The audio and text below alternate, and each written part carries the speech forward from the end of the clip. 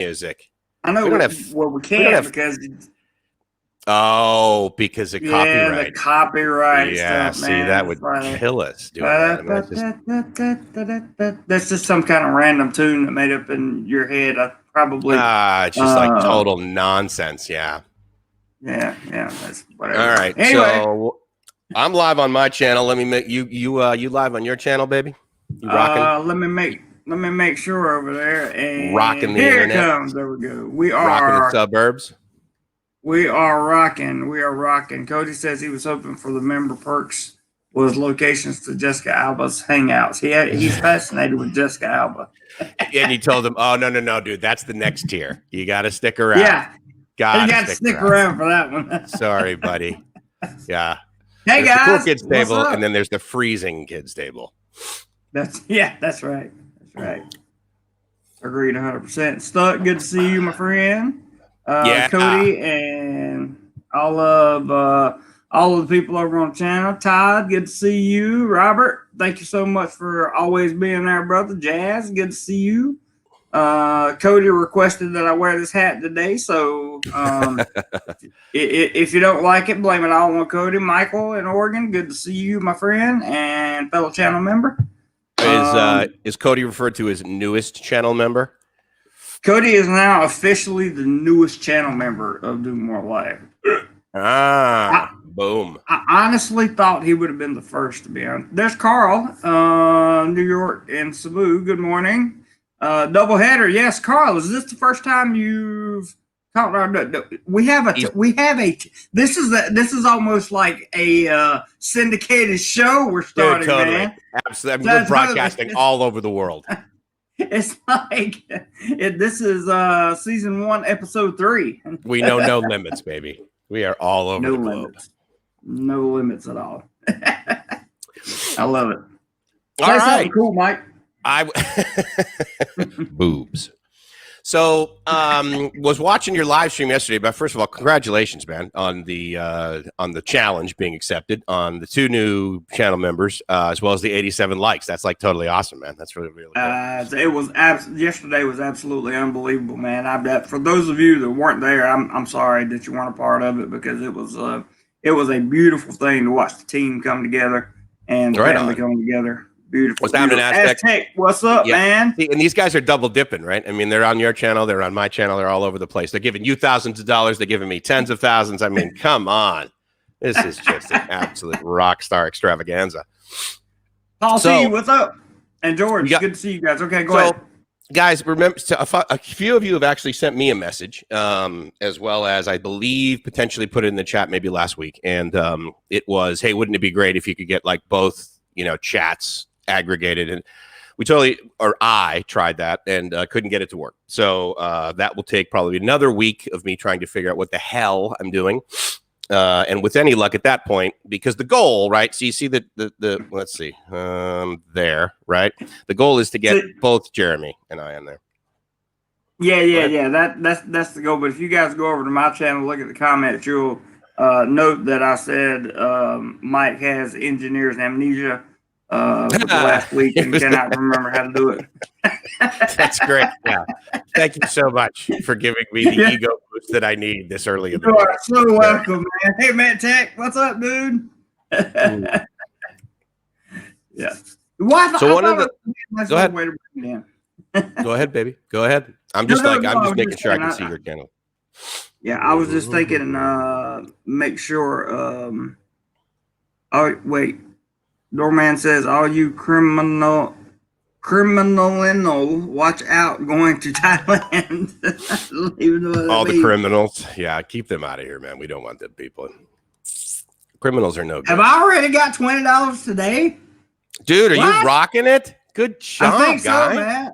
Hang on, man. Let me see. I think it's got to be from today because I just cleared this morning. It is. And it is from Mr. GS, and that's all I'm going to say, PayPal, and I'll cover up his first name. And that way I always get this camera confused. Yeah, $20. Nice guy. To start it off, good job, man. Jeremy, we are rocking the cool kids table right now. Dude, we're rocking. Thank you so much for that. I appreciate it. That's good to see. All right. That's really cool. Now it's Mike's turn to say something cool. There's so yesterday you were talking about, why aren't we leaving, right? And I mean, that's one could argue that's like painfully obvious. Now, Dorman just like threw up one of Ben's videos in my chat, which I totally appreciate. Let me just show it to you guys. Obviously, I can't click on it when I start on the screen, but basically, if you're on my channel, and I think Dorman's also on your channel, but regardless, there's this YouTube link that he threw up there, and it is for one of Integrity Legal's probably the most current video that he did. I mean, he does one about every 45 minutes.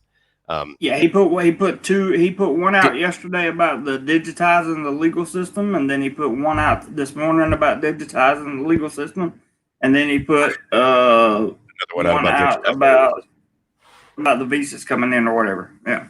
Oh, okay. All right. Well, that's cool. The interesting thing is, it was funny because when I saw your title yesterday, I thought to myself, okay, well, this is almost painfully obvious. But again, I always remember that, the majority of the guys, certainly that watch my channel, probably your channel too, they're not here. I got like 2 or 3 buddies that like hang out here in Bangkok, but for the most part, they're like, okay, so like, how am I going to prep for going over there, right? Mm-hmm. And it was an interesting discussion because it wasn't necessarily a rhetorical question. I mean, they obviously you were queried several times. Hey, what about, and you went back to like your history in the Philippines. Right. And so I'm curious, actually, if you had any guys, because I think I did a live stream like a couple days ago, but I haven't had a whole lot of guys asking me about Vietnam. And Vietnam has some, as far as business goes, it's got some pretty interesting opportunity coming up right now. Now the GDP is less for sure per person, but there's more people, and they haven't been sort of doing the whole manufacturing thing, arguably, in the verticals that Thailand has for so long. Right. But have you considered that? Have you been like, yeah, this is like really cool, but if I could, and I would go over to Vietnam. What's your opinion on Vietnam? Okay, my thing of Vietnam is, and this is my procedure for countries that I travel to. Good to know. Okay. So I don't just travel to a country and stay. The only time I travel to a country and stay a short time is if I'm doing a visa run or something like that. Or if it's like a big vacation, which hasn't happened ever. So, but if that would be something I would do. My point is, I would go to Vietnam for about a month, maybe 3 weeks or so, and really get a feel for the place. And really get a feel for where I would want to live. I don't know which town would be the best, that kind of thing. But I would go to 3 or 4 of them and check it out. I would check out the infrastructure because I believe, and this is just a fair statement, it's not putting Vietnam down in any way. I believe that Vietnam is one step under Thailand in terms of infrastructure. I think they're a little bit behind in terms of infrastructure, just a little bit. If you listen to my channel, the answer to everything, of course, is it depends. Well, yeah, because the final verdict would come down to their healthcare system, because I have to make sure that I can get that for me. So, if I'm not really worried about the people or anything else over there, I want to go see the country. But in order for me to do my normal go and live somewhere for at least a year thing, they have to have a healthcare system that can support me. So one of the things I've always, prided myself was the phrase that popped into my head, but that's not really accurate, but at least been, I believe I can give a really decent opinion as well as relevant data, is the fact that I've been into the hospital several times, damn it, in Thailand and specifically also the Philippines for like several days. And so unfortunately, that sucked, right? But of course you leave and you're like, okay, well, I've actually had a real life experience. So if someone says, oh, no, the healthcare is this or this or this, I'm like, okay, well, how many days have you spent with an IV in your arm, dude? So the good news is that I think I can make a very valid experiential statement that the healthcare in the Philippines is incompetent, and the stuff here in Thailand is quite epic. Really, I mean, it's almost like one extreme to the other. You know, I don't know about you. What's your experience? No, 100%, 100%. I just want to quickly mention Stuck in Florida says Ho Chi Minh City would be the closest thing to Bangkok as far as infrastructure and things to do. So I totally agree, and it's funny because Stuck when he was saying about the infrastructure being sort of less. I agree, but again, they've got a while to go, right? So they don't have like a BTS over there yet. They're gonna. Right. They're rolling this thing out in like 7 years. They're working 24/7 on it. They're putting buildings up like crazy. They're also doing construction 24/7, but they're not there yet. Now the good news is that they have the sewer and they have the water and they have the internet and they have the electricity that's incredibly reliable now in Ho Chi Minh City. And then there's, the pockets of it, right? The districts. But yeah, I mean, it's got some room to grow for sure. My concern with Vietnam, other than my own personal needs, my concern would be, and I hate to put a negative connotation on this, but it is what it is. The bottom feeder of the expats, right? They're going to tend to jump over there because they're much, to the best of my knowledge. I'm not talking about every expat that goes over there. I'm talking about the trolls, right? They tend to jump to Vietnam really? As Thailand continues to stricken rules. Immigration, visas, that kind of thing, because it's easier for them and they feel like they can get away with more. And that's my fear, is that Vietnam will become overrun like the Philippines. You and I are both friends with Rike, and sure. I'm in a group with him, and every time he has a live stream, there is just the most enormous amounts of absurd trolls on his channel, and that bothers me a little bit. But a little bit, yeah. As in pancreatitis really sort of bothers me a little bit. You and I obviously were growing this sort of relationship we have, and one of the catalysts for that was Rike, as well as his Facebook group. And I love Rike. I've known him for years, and he and I like hang out for hours whenever we get physically near each other, as well as on chat. Sometimes it'll be like an hour long. And I love hanging out with him and everything. But I had to remove myself from that Facebook group because I was like, guys, at least 51% of the time and the energy and the discussion in this group is about trolls. Now, I can appreciate the fact that you guys are sharing your solutions around trying to remove those from your channel and your life. Like, but this is negative energy. Guys, I'm retired. Like, I don't want to just, and if you want to hang out with me, message me all day long. That's great. But I hope that was the case then. And since I've removed myself, I hope that there's a lot more positive energy that's in there. But yeah, I mean, his live streams, I honestly, it was an interesting thing. I was on, you brought Rike and I on your live stream one time. I was also on. In fact, that's kind of how we met, sort of. Yeah. No, good point. Yeah. But then I was also on a live stream with, oh boy, not Jason, but Gio. Gio. Yeah, Gio. Mm-hmm. And as well as Rike and that sort of thing. And because of that and the energy that was going on in that Facebook group, I'm like, guys, can you just please put that video? Because I almost felt like, man, I don't want to be associated with these guys, which is not the right way to say it.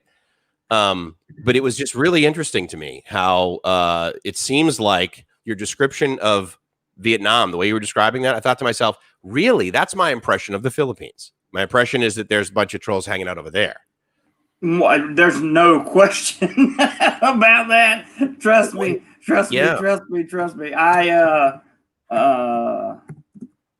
I have to tell you, man, that if for me, it's that's just my fear. That's my fear about going to Vietnam. It's not my fear like I'm worried about these. Yeah, it's just concern. People. It's just.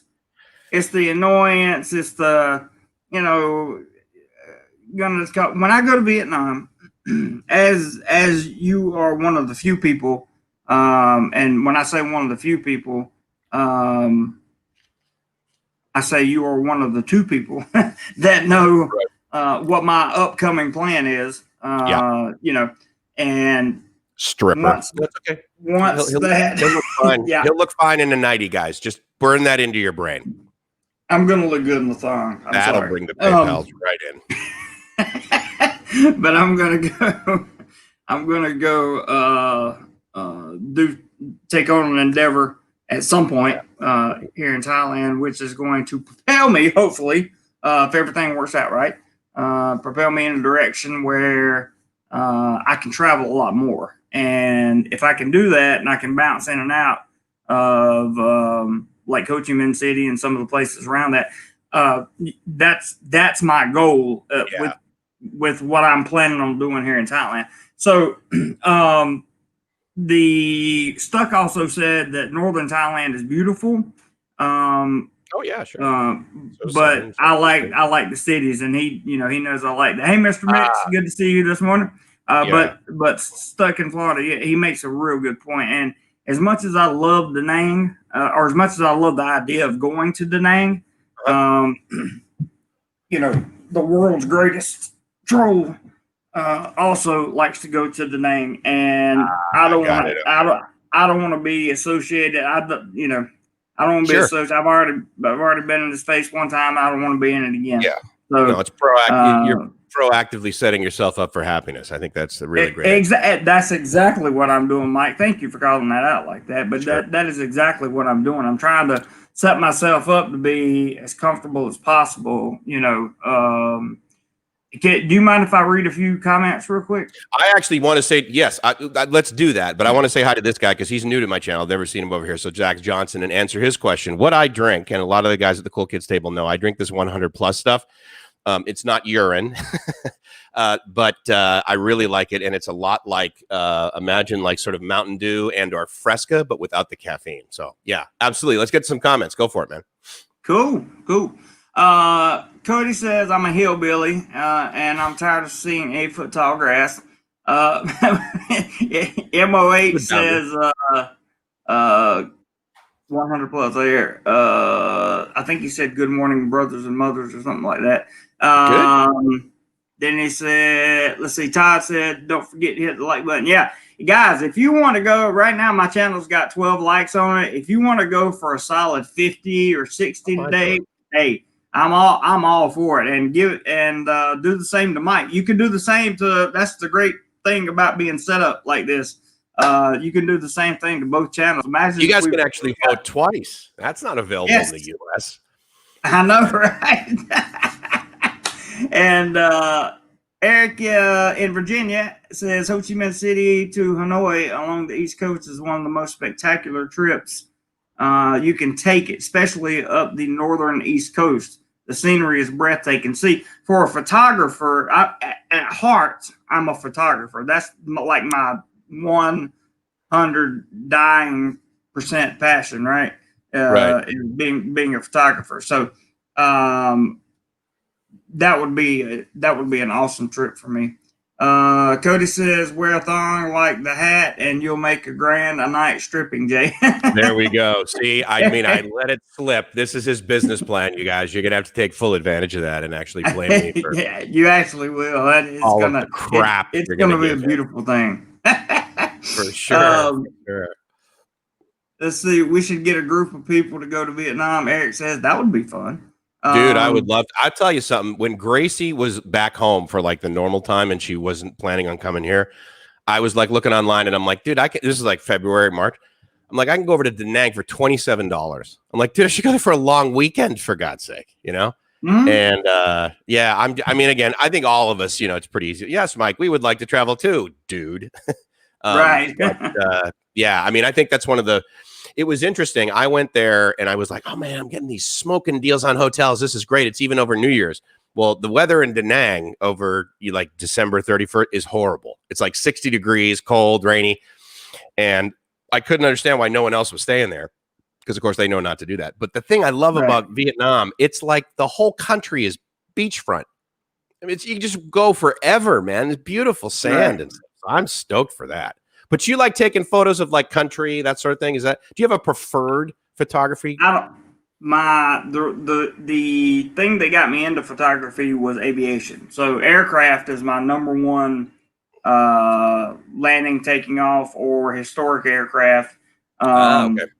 You know, I've been out of the airport many, many, many times. I've caught many, many retirement flights landing for various captains of various planes, from A330 captains to actually got A340 captain. Got a Boeing 747 captain retiring, and a few more. Some that fly the A321 and all that stuff. But that's what got me into photography, was aviation. Now, I haven't taken a picture of an airplane in so long. I would probably become my libido would probably pick up a little bit if I look at the size of that aileron.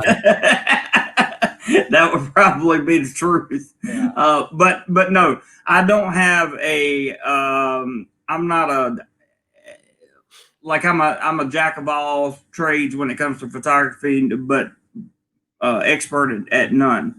The only thing I claim to be, I'm not an expert at aviation photography, but I'm better at aviation photography than I am at just about anything else. That's why I created the Domorelife, even though it's Jeremy.Clodfelter on Instagram.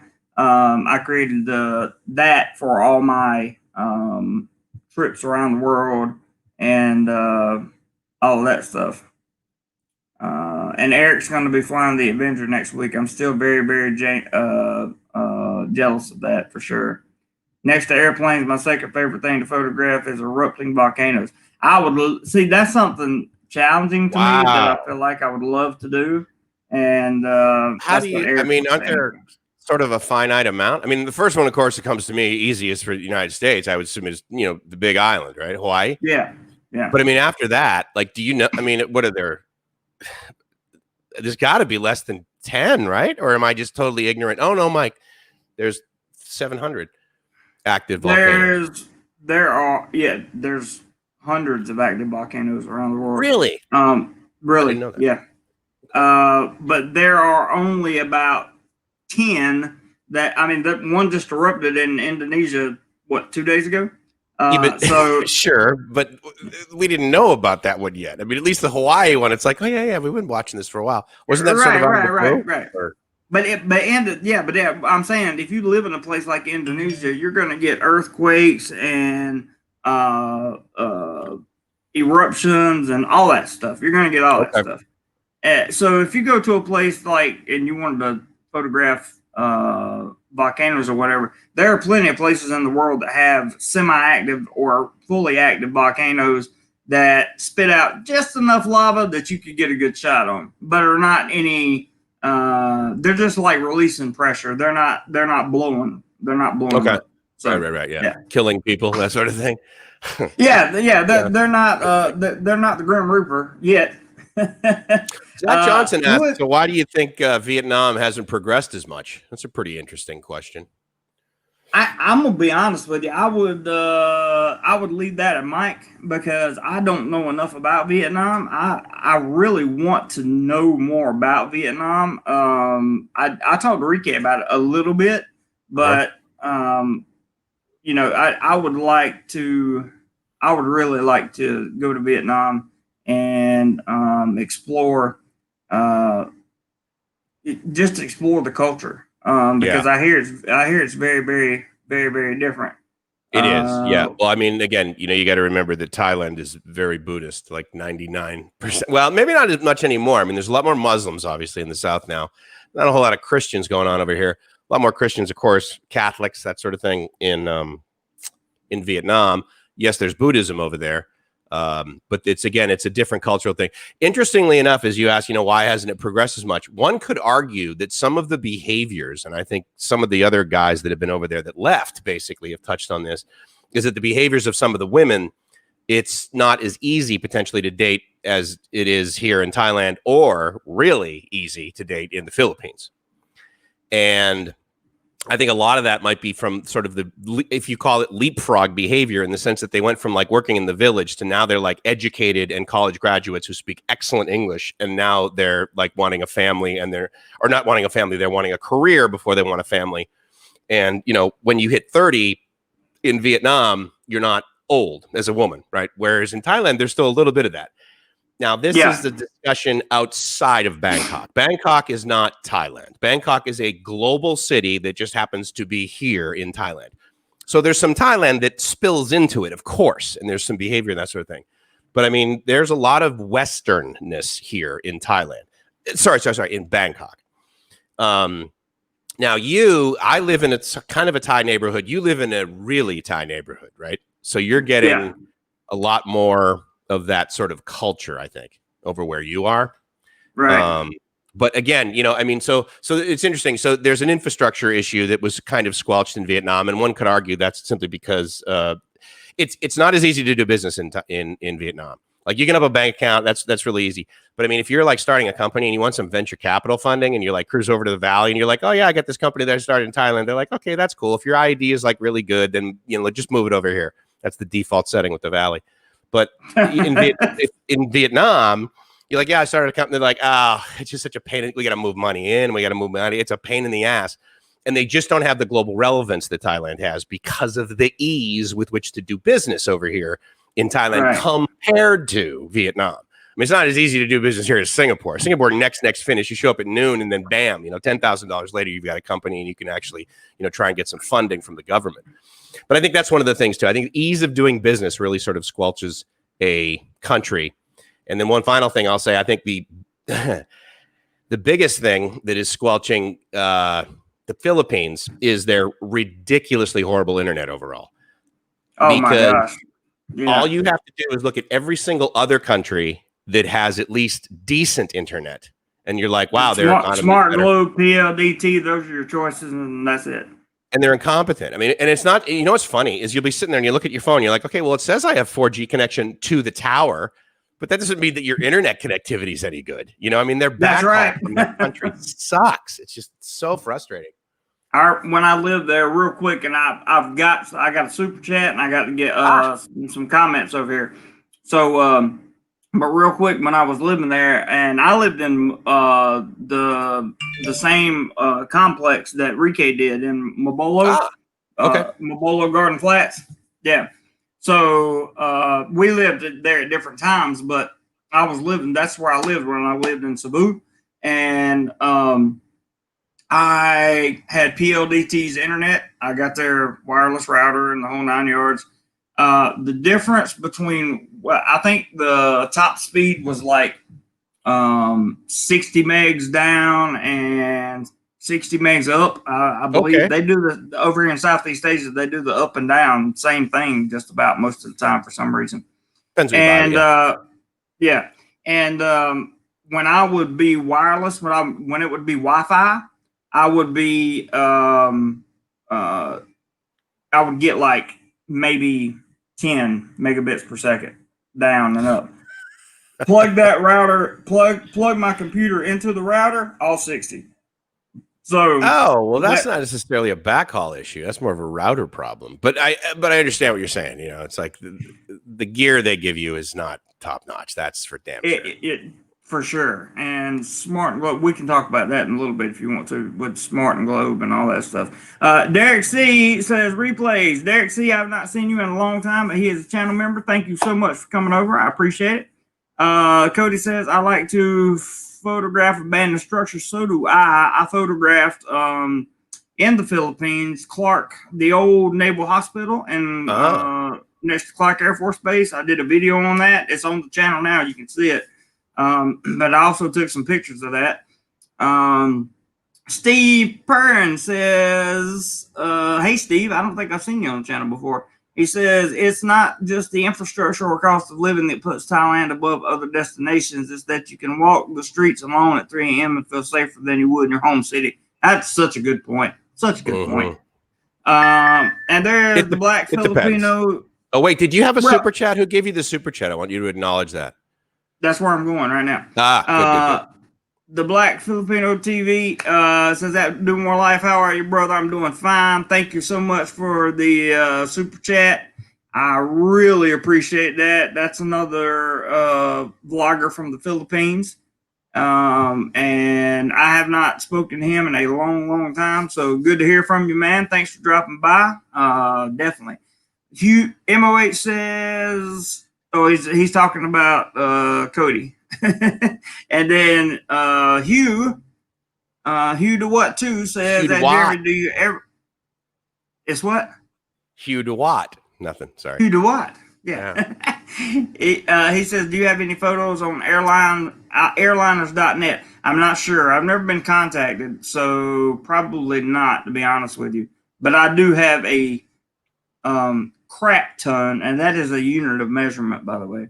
Yeah, right. Crap ton of airline photos on my personal Facebook page. So if you want to send me a friend request, you can do that. And we went to Atlanta, which I don't know if you guys know this or not, but Atlanta is the world's busiest airport. It's not Heathrow. It's massive. And I went to Atlanta, and I'm telling you, man, I got every type of airplane I was ever looking for. It was the first time I'd ever shot a A380, and I was just, it was amazing. Dion the Nomad says, I think Vietnam is set to take off as a manufacturing hub now that companies have realized the risk of having everything made in China. That's a good point.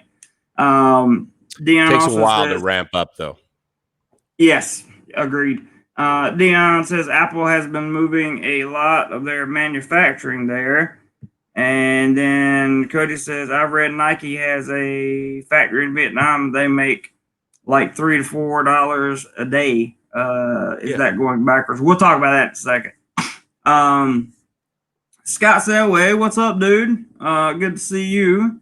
And Robert, my main man, has put the PayPal account up there. And apparently somebody bought some Do More Life swag the other day. I think it's Eric that bought some Do More Life coffee cup. How about that? I was going to say, yeah, I thought he bought a mug, right? Wasn't that what he was saying on your stream? Yeah. I forget that you were watching. I'm going to get something to drink. Talk away, Mike. I'm listening. That's cool. Yeah, absolutely. So one of the things you guys mentioned about Vietnam is that the growth. Now, I don't know what the trajectory for Foxconn, which is what makes Apple stuff. I don't know what their manufacturing capacity is in Vietnam. Obviously, there's some for sure.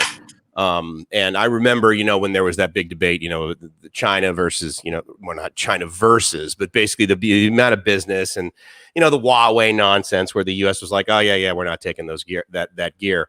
And then of course the masks. If China's not making masks, then we couldn't get masks, right? Okay. Well, here's the thing is China makes everything. Okay. And to stand up a factory in Vietnam, it is not trivial. Okay. And so, yes, they can all of a sudden be like, no, we're going to make T-shirts. That's great. But I mean, if you're sitting there and you're growing silicon and, and you're trying to make like chips and that sort of thing, that is not trivial.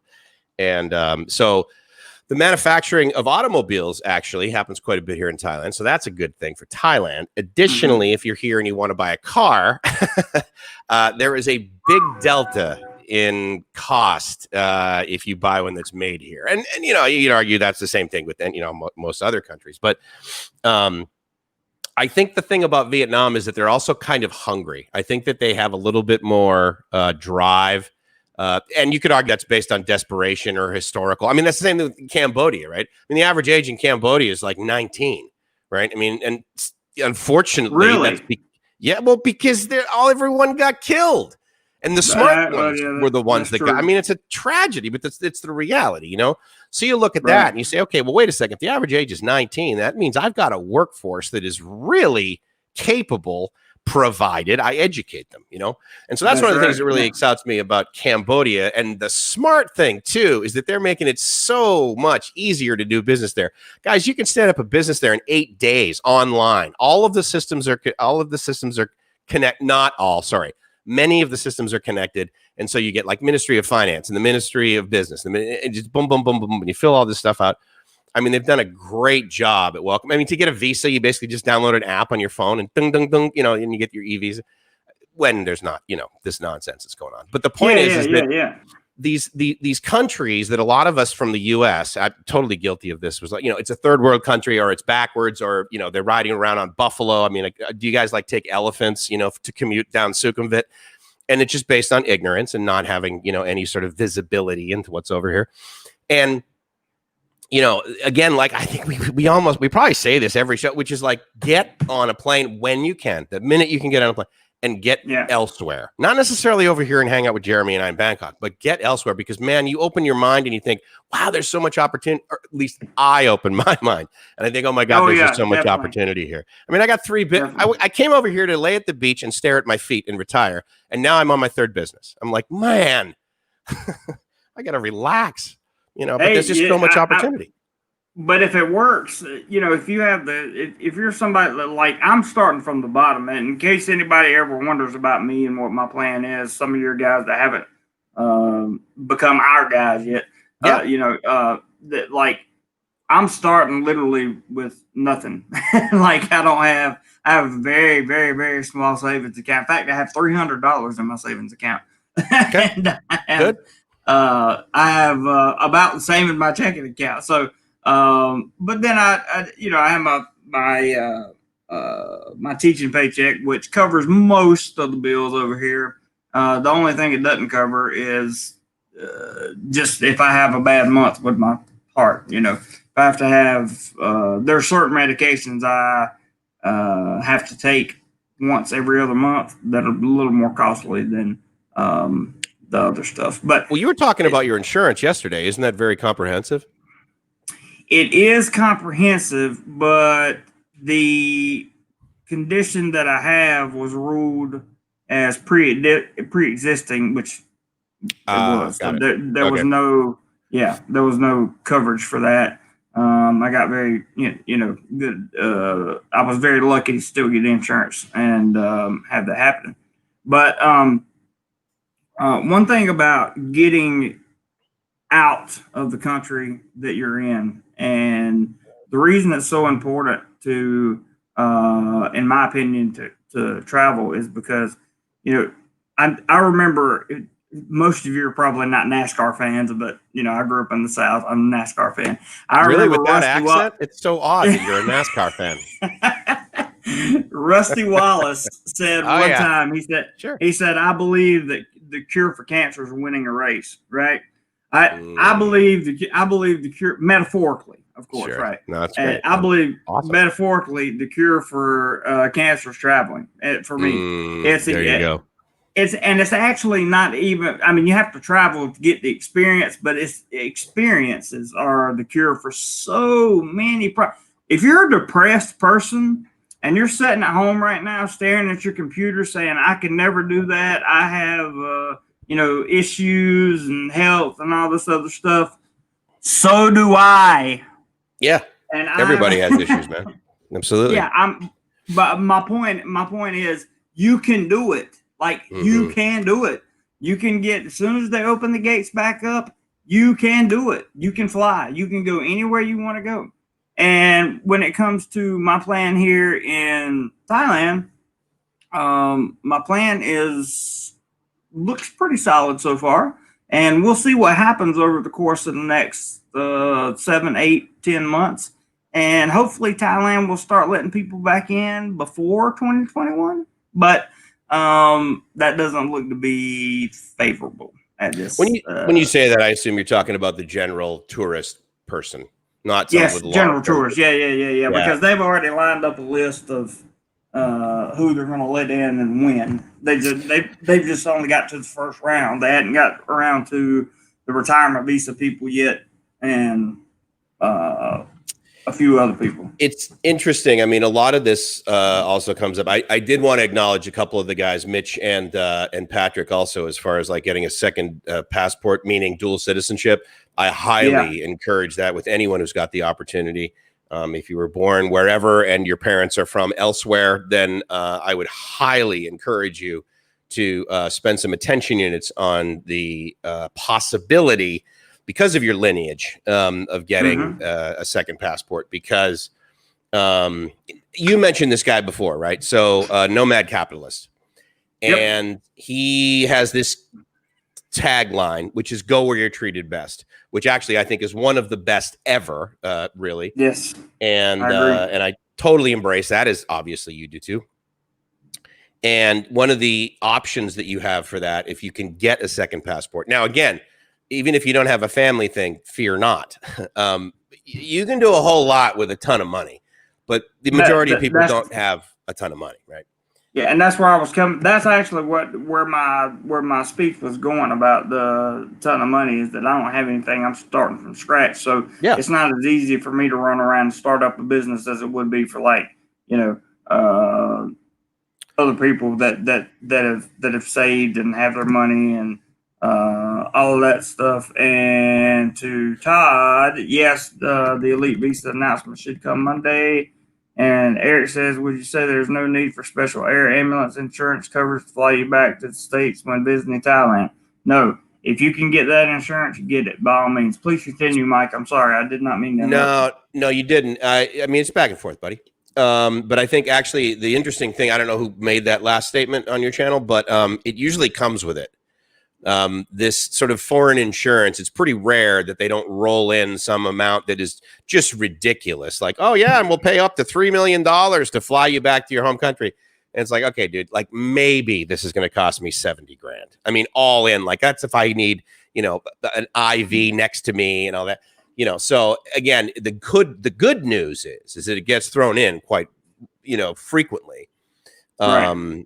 And if you have to use it, I will also tell you that one of the sort of loopholes that I look for is that can I bring my spouse or even my girlfriend, basically? In other words, if I'm not legally married, or if I have a friend, like, can he join me too? And that's not as common, but you can totally roll that in too. So in other words, if there's someone that needs to join you to do it, and again, if you're leaving from the Philippines, you kind of got to have someone in the hospital with you. It's a very bizarre system.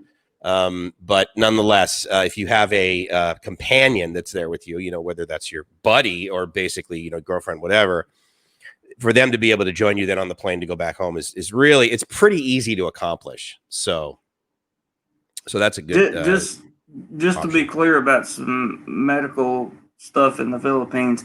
I don't know that they do it here, because I've been to the hospital here and had an IV put in, and I didn't have to go get it myself. But if you're in the Philippines and you're in the hospital, and they prescribe you medication, or they want to put an IV in or whatever, you better hope like hell you have somebody with you in the Philippines. Go or pay somebody to stay with you, because they have to go to the pharmacy and get all that medication, bring it back. Nurses ain't going to get it. That's not going to happen. It is one of the most painstaking, ridiculous sentiments that I can say about the Philippines. Here's what I do in the Philippines, because for the most part, it's pretty hard to find a hospital in the Philippines that is more expensive than the best hospitals here in Thailand. So wherever I am, wherever I'm sick in the Philippines, I simply ask 5 or 10 people and try and get a consensus. Where is the best, most expensive hospital? And then I tell the ambulance driver to take me there, because I did have the experience of, well, you can just walk next door to get the medication. I'm like, I will pay you $1,000 to walk next door and get me my goddamn medication. And so I've discovered that at the decent hospitals, I didn't pay for I paid for it afterwards, or it was on the invoice afterwards. But they bring in the invoice, and then they charge me for everything, which is, that's fair. The pillow, the sheets, all that. But yeah, the better the hospital, they were bringing me medication. And in fact, Gracie was like, "Oh my God, this is amazing. They're bringing you medication." And I'm like, "Yeah, honey, that's what they do in hospitals." And she's like, "Silly gringo." Yeah. Right. Yeah. But that's an important point. Dion asked, what is the name of the other channel here?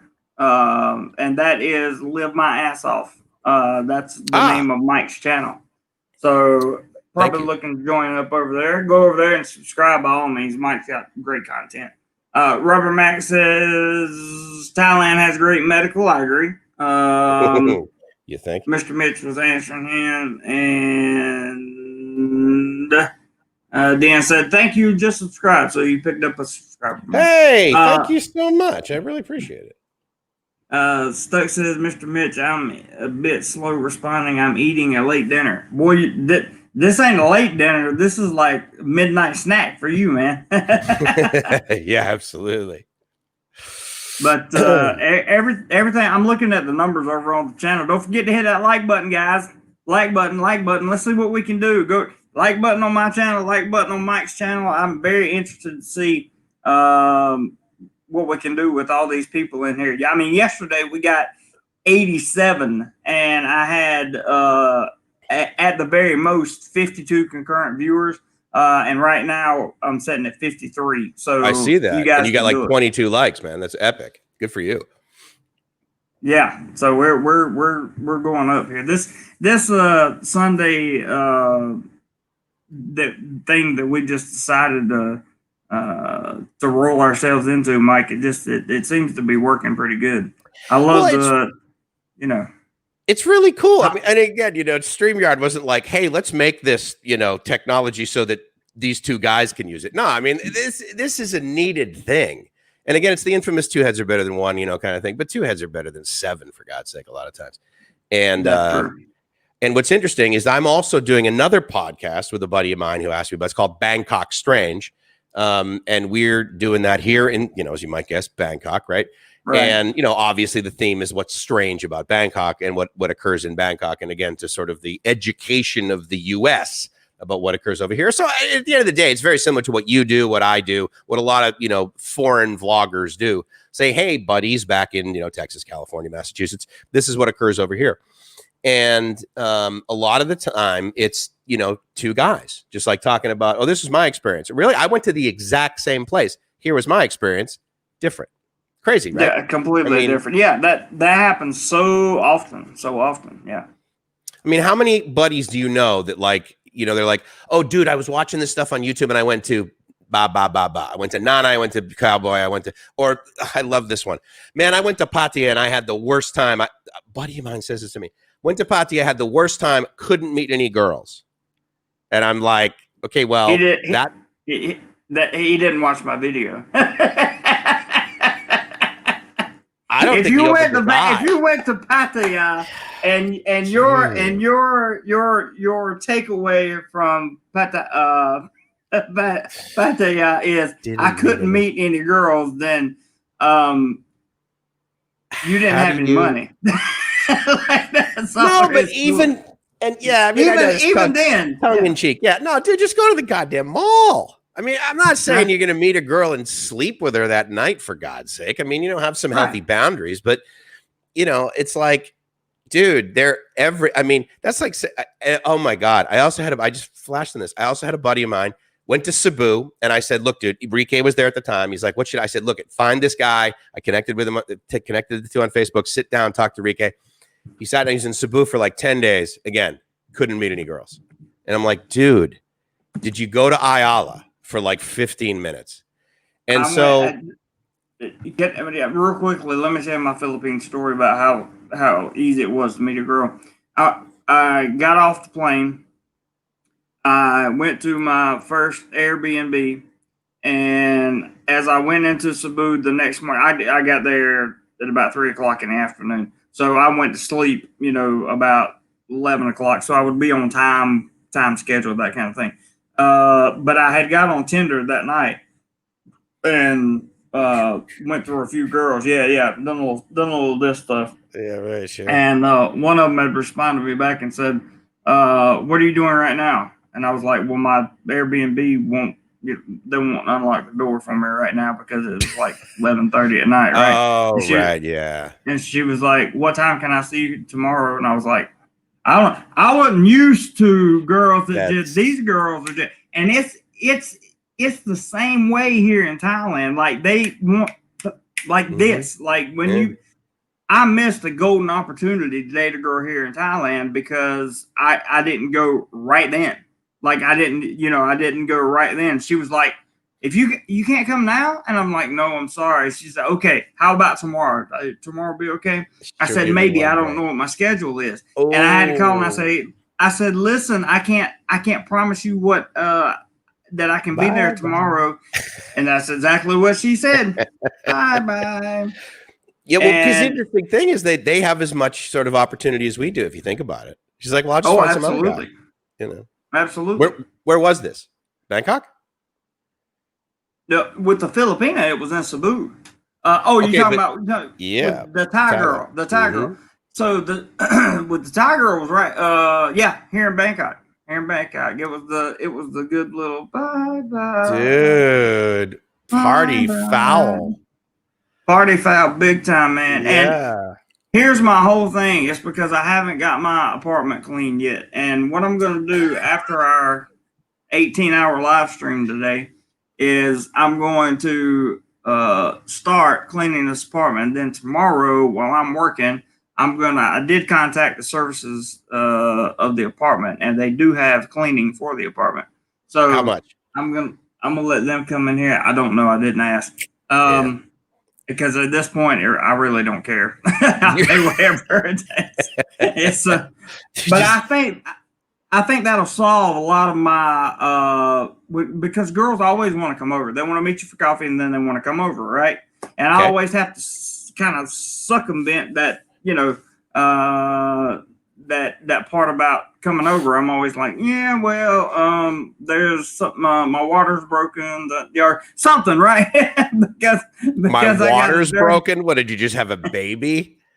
Dude, my water broke. Don't lob that over the net. They'll be like, look, we get that the whole sex change thing happens here in Thailand, but you are not producing chicks with that beard. Definitely. That is not, your water's not breaking, gringo. That's a good point. That's a good point. But hey, I've had to tell them that in the past, and I don't want to have to tell them that in the future. So Okay, so how many guys, buddies of yours, who have at least been over here for more than 15 minutes, have heard you make that excuse? I'm going to hold you accountable here. And they've been like, dude, bring her over. She'll start cleaning your apartment. Every one of them. Thank you, guys. You are the cool kids table. Well done. Every one of my friends are like, unless you have like growing mold, just even still on your walls, they're right. like, bring the girl over and she will clean the place. Yes. And I'm like, okay. Opportunity for her to help you. Opportunity for her to help you. I mean, that's the thing. I'll tell you right now. So I got in an accident. I like fell out the back of a bot bus. Story for another time. But nonetheless, great. Yeah.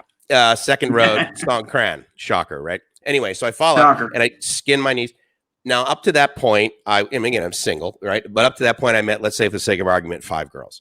And, you get their line, right? So you start communicating with them. Of course, the minute you wake up, their expectation is he should be speaking with me right now.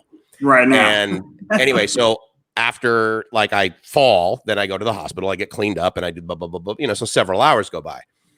And 4 of those 5, after I told them what happened and what I did, they were really, really pissed at me that I didn't reach out to them to help, to ask their help. Why did you not tell me that you were in the hospital? Why didn't you call me? I could have helped you. Why didn't you let me help you? And I was like, that was very different. That was very weird. I'm like, this is not very, yeah. Western women don't act that way anymore, man. Okay, Cody, you've had the fishing hat long enough. I got to get some Domorelife going. Is that a members only? Oh my God. You know what you need to do, dude, is you need to like go back to the 80s and Don Johnson and get yourself some members only jackets and make sure that your guys wear those with the snaps on the sides. Oh, dude, you could bring back Duran. My dad had one. Yeah, my dad had one of those, so I know exactly what you're talking about. It's freaking awesome. Check this out. Let's see. I don't want that comment in there just because of what it says. I said that. Toaster Waffle says, "What did you guys have for breakfast?" Currently, nothing. Let's see. Paul T says, "Do Thai girls seem to live mainly for today, like many Filipinos seem to do?" And Stuck says yes, they do. Drob says hi guys from Thailand. Hello to you, DRABRTU. And Let's Dion talk about says, that. I would say, yeah, we're definitely going to talk about that. Dion says, I would say yes for many people. So let's talk about that, Mike. What's your first instinct about Paul's comments there? So, so the short answer is yes, they're similar. However, it's a different reason. Exactly. Thailand versus the Philippines. And I'll give you my version, and I definitely want to hear yours, Jeremy. My belief is that it is more for the day in the Philippines based on desperation. They don't have the money, but like they're really hungry, so they better eat now. Kind of like if you give a dog like a ton of food and they're not like super trained, they will eat all of that food because there is a chance that there will not be any more food. And that's sort of the animal, reaction. So there's that in the Philippines, but there's also some inability to like budget. So there's that too, because they don't learn that. In Thailand, it's much more based on the Buddhist sort of live in the moment. And especially if you're from the village, it's like, this is, I'm going to do this today. And Buddha's going to take care of me today. And then, I'm going to give merit today. I mean, here's the thing. Every single morning you walk down the sidewalk, there is incense and and the juice and all of this stuff. And people are praying for that day. They live in the moment. Sorry, not maybe not necessarily the moment, but the day. So I would submit that's probably the difference. What do you think?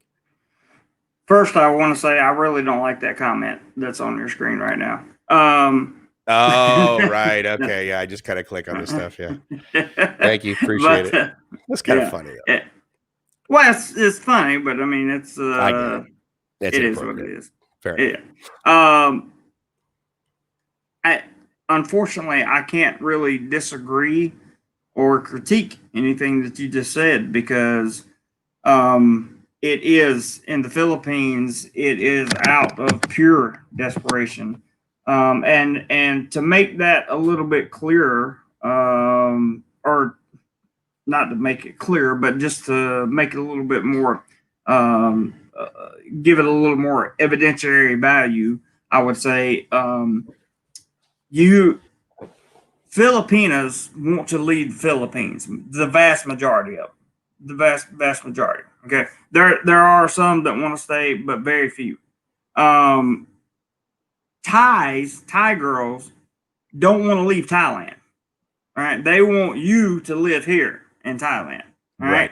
That is a huge difference in the culture of or at least for women in the Filipinos versus the Thai girls. Okay. Thai women want to stay here. Filipinos want to go with you.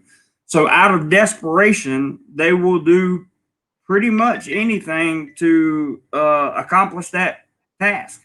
And in Thailand, I'm 100% in agreement with Mike. It's more of today because the same social interaction can take place in the same day. I think you guys are all following what I'm saying. Here in Thailand, as just like it does in the Philippines, just because of the like you were saying, Mike, the live for today mentality that's over here in Thailand. And I also think that's why a lot of guys over here that don't go out immediately with the girls get shot down because they're living for today. They want today, and then if you're not into today, then you're probably not going to be into me tomorrow. So whatever. See ya. I saw Drab. Is that his? I want to pronounce his name right. Yeah. Anyway, and he mentioned you guys probably haven't dated educated girls there, that sort of thing, and they're very focused in the future. Basically, one of my first Thai girlfriend, not Thai girl, first girl I dated, she wasn't, it's the US, dating versus girlfriend, right? Okay. But in any case, she went to Assumption for her bachelor's and she went to Chula for her master's degree. Wow. And she was an attorney. She worked in Bangkok at Baker McKenzie, which if you don't know is arguably one of the largest, if not the largest law firm in the entire world. Over there, just south of Wireless, right across from Lumpini Park. They're one of their main offices here in Bangkok.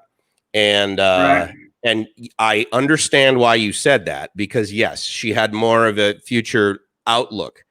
but I can tell you that a great deal of her behavior was absolutely focused on the moment as it related to her emotions and the response that she would have to a lot of things. I mean, you got to remember, I don't care how educated you are in Thailand, there's a Mai Pen Rai factor that is absolutely present in every Thai, certainly that I've met. And I What does that agree. mean? Go ahead. What's Mai Pen Rai? What's Mai Pen Rai? Oh, you've never heard that before? No. Oh, okay. So Mai Pen Rai is just like, no worries, no problems. Hakuna Matata. Like Sabai Sabai. Yeah. Well, no, Sabai Sabai basically just means relax, and everything's going to be okay. I'm comfortable. That's nice. But Mai Pen Rai is just like, oh, yeah, no worries. No problem. No problem. That's okay. I don't need to wait in line. Oh, yeah, we'll get this later. And so that is something that just occurs here. That's why, I mean, I'll give you a great example. When you're in line at 7-Eleven in the United States, if there's two people in front of you, I don't know if you had this reaction. If there's two people in front of me, I'm like, oh, Jesus, hurry up, man. Yeah. And the level of urgency here in Thailand, even in a very educated community in a 7-Eleven, it's just like, yeah, but of course I'm going to wait. I mean, what am I going to just like, yeah, Mai Pen Rai, man. It's just like no big deal. There's no sense of urgency. You make a good point. Yeah. And so that's Mai Pen Rai. That's interesting. Well, Robert had already deleted the comment before, but I'm glad you brought it up. For me, the first girl I dated in the Philippines had a master's degree in culinary arts. So she was, man, she could cook. And I really liked the fact that she can cook. The second girl that I dated had a degree in music arts. She was a singer and performed over there. This is just in the Philippines. I'll get to Thailand in a second. And then the last girl I dated in the Philippines had a bachelor's in graphic design, and she was a graphic designer and photographer. Now, the first girl I dated here in Thailand has a master's in civil engineering. Nice. So she makes the big bucks. The second girl that I sort of dated for a really long time here in Thailand has a degree in sports medicine. So to say that we haven't dated any educated girls is a just ludicrous statement. But I understand why you said that, though. I mean, I can understand why. I mean, again, he doesn't know me. I mean, he's making judgments just like we all are, And to be fair, we were making broad brush comments, right? And I would submit that, I don't know about you, I'll just speak for myself. I was referring to the majority of the Thais that probably a lot of expats would meet over here. And I would say that at least 51% of those are not college educated necessarily. Yeah, I agree, because they come over here and go to a different spot. Let me read a couple of, there's a few long comments here I want to read. Maybe it'll give us something to talk about, Mike. Awesome. Michael in Oregon, who is a channel member. Guys, if you want to be a channel member of mine, it comes with several perks that are not listed in the join button, but it's worth it. You can join down there. It's only $2.99 a month. Michael says, the first time I saw one of Jeremy's videos, he was talking about how to keep your wallet and money secured while traveling. Then I said to myself, who is this guy? And now I'm one of his patrons. Nice. I like Very that. Cool. That's nice. Yeah, very nice comment, Michael. Thank you. Dion says, my wife is Korean and have never dated Thai girls. The ones I work with are well educated and quite different than the ones you would normally meet in the tourist areas. Right. I can see that. And then, so Drab is talking again. He says, you must differentiate between Thai family and Chinese family background. All of mine has been Thai background.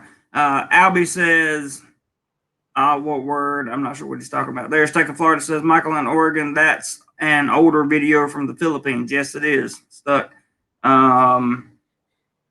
Let's see. We have Toaster Waffle says, I'm glad I found this niche corner of the internet. I'm traveling Thailand vicariously through you guys. Hey, man, there's nothing wrong with that. Nothing wrong with that at all. Let me remind you all, there are 62 people in my chat right now, so I've only got 33 likes. Let's pump away at that like button. Pump that like button. I've become fascinated with the like button. And you're fascinated by it. How does it even work? Big World is in here. He says, "Is how I can say it used in I don't know." They're talking about Thai language. 78% says Thai. Yeah, Robert, go ahead and do that. There's Rupert. My me pin. Is that how you say that? Can you see it, Mike? Yeah, hold on. Let me go over. My pen Rai. What? Chill P? His comment? Rupert. My me pen ha is no problem in Thai. Bao pen yang is no problem in Isan. That's a big difference. I have not had the experience where I met someone who was so from Isan that they only spoke Isan words. I've heard a few. Now with Gracie, she is, she's from the Visayas, Right. and she's from Rojas, and she's from Panay, the island of Panay.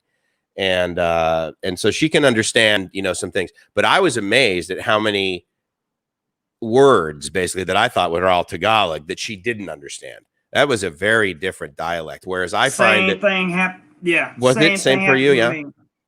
From Cebu, they spoke the Visayan and they spoke Tagalog, and then Tagalog. Or whatever, and then they spoke the national language. And then they spoke the national language way up north, but way up north they also spoke a dialect. I cannot remember the name of it, but it was the hardest dialect they all said to speak in the Philippines. Yes, it was. I don't know. Like I would ask my girlfriend who spoke a different dialect to interact with the girls that were there with my so-called friends at the time, and they would not they couldn't interact with them, or she couldn't interact with them because she didn't have she didn't know what they were saying. Interesting. But I want to say a big thank you to Rupert for stopping by. Rupert is a common PayPaler, and nice. We love Rupert for many reasons, but we definitely appreciate his opinion. He's really, really smart when it comes to Thailand, and I'm glad to see you, Rupert. He's a channel member, and thank you so much for dropping by. Last comment here too is Carl says, personal question, Jeremy, how long was your longest relationship with a woman in Southeast Asia? That's a good question. I'd say about 5.5 months. About 5 months. About 5 months. Okay. Unless you count the one that floated for, the floater for about a year. The on and off kind of thing that isn't really. Yes, Michael, that's correct. Subano. Big World said, Big World, that's Cheap Charlie. What's up, dude? Hadn't seen you in a long time, man. He said, I agree, good chat. These two have a good conversational flow. Thank you, man. I really appreciate that. I hadn't seen Cheap Charlie since Rayon, but it's good to see you again, bro. Or good for you to stop by. Where's he now? He's down in Pattaya still? I haven't watched any of his videos, sadly. I have no idea. Carl says Ilocano. That's it. Ilocano. In the northern part is the language, Jeremy. That's right, Carl. It's Ilocano, and we were in the Wave of Vizcaya, that area, and that was the hardest language. Ilocano, Paxtonite, it wasn't that one. Ibang, it wasn't that one either. So it was definitely Ilocano. That sounds right. Right. Okay. Yeah. So anyway, way off topic. Continue. No. It's all topic. Hike asks me actually pretty decent question. Where did you pick up your Thai vocabulary? Have you studied? So the short answer is the way that I first picked it up was just physically being in Pattaya. Okay. So as you might guess, the first thing I learned was Sawadee krap, right? And then I learned like what the krap ka what difference was, male, female, right? And then there were just other things that I sort of learned along the way, the basics, right? Bathroom, nung song sam si ha hook, how to speak, the numbers, that sort of thing. And then I got a Thai girlfriend. And the first one, again, was the very educated one back in the United States. The second one I also met in the United States, but she wasn't as educated. But she lived in Nakhon Ratchasima, Korat, right? And so that village had me in it. And right. everybody else was about a foot shorter. Let me just say that. Yep. And so you had no choice. but it's a classic immersion, right? But even then, like we would go to big events, right? And they really wanted to practice their English, which I can totally appreciate. But yeah, I tried to pick up some stuff because, again, I would submit that there's two really great ways to learn how to speak a language, and that's get a girlfriend. But the second, and that's the reason I say that, not just because, you're going to be with her, but like when you really start getting involved, right? I would submit that there's a whole lot of emotion that you're going to need to sort of articulate. And that can be difficult if you don't know certain words, and that was probably how I learned Sabai and my penrai, which is my penrai. I'd be like, what do you mean? We need to get this done. I am very busy. Right. And the next one was I would have a commute like a lot of us do in the car. And Pimsleur was the language, not school. What's the word? The language solution, instructional, solution that I used. Right. Because I heard from a bunch of people that Pimsleur was better, in air quotes, certainly for conversational, not reading and writing. And what I liked about it is that you would sit there in the car and out loud you had to say it. That was the way that the Pimsleur system works. And so that's actually how I learned phrases like "Pom pu daiภาษาไทยนิดหน่อยครับ," which is basically I know how to speak a little bit of Thai.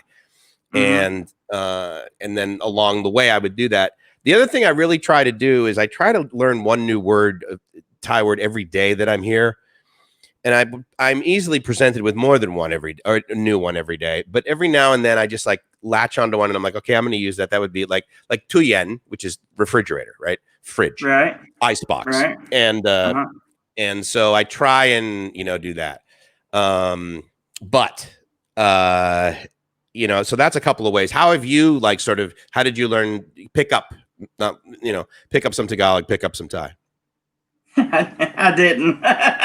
You get but I mean, dude, where you live, I mean, don't you hear it? Like, just you don't pick any of it up? Yeah, so I picked up a little bit of Thai out of necessity for like ordering food and just being polite, saying hello, that kind of thing. I've picked up a little bit of Thai.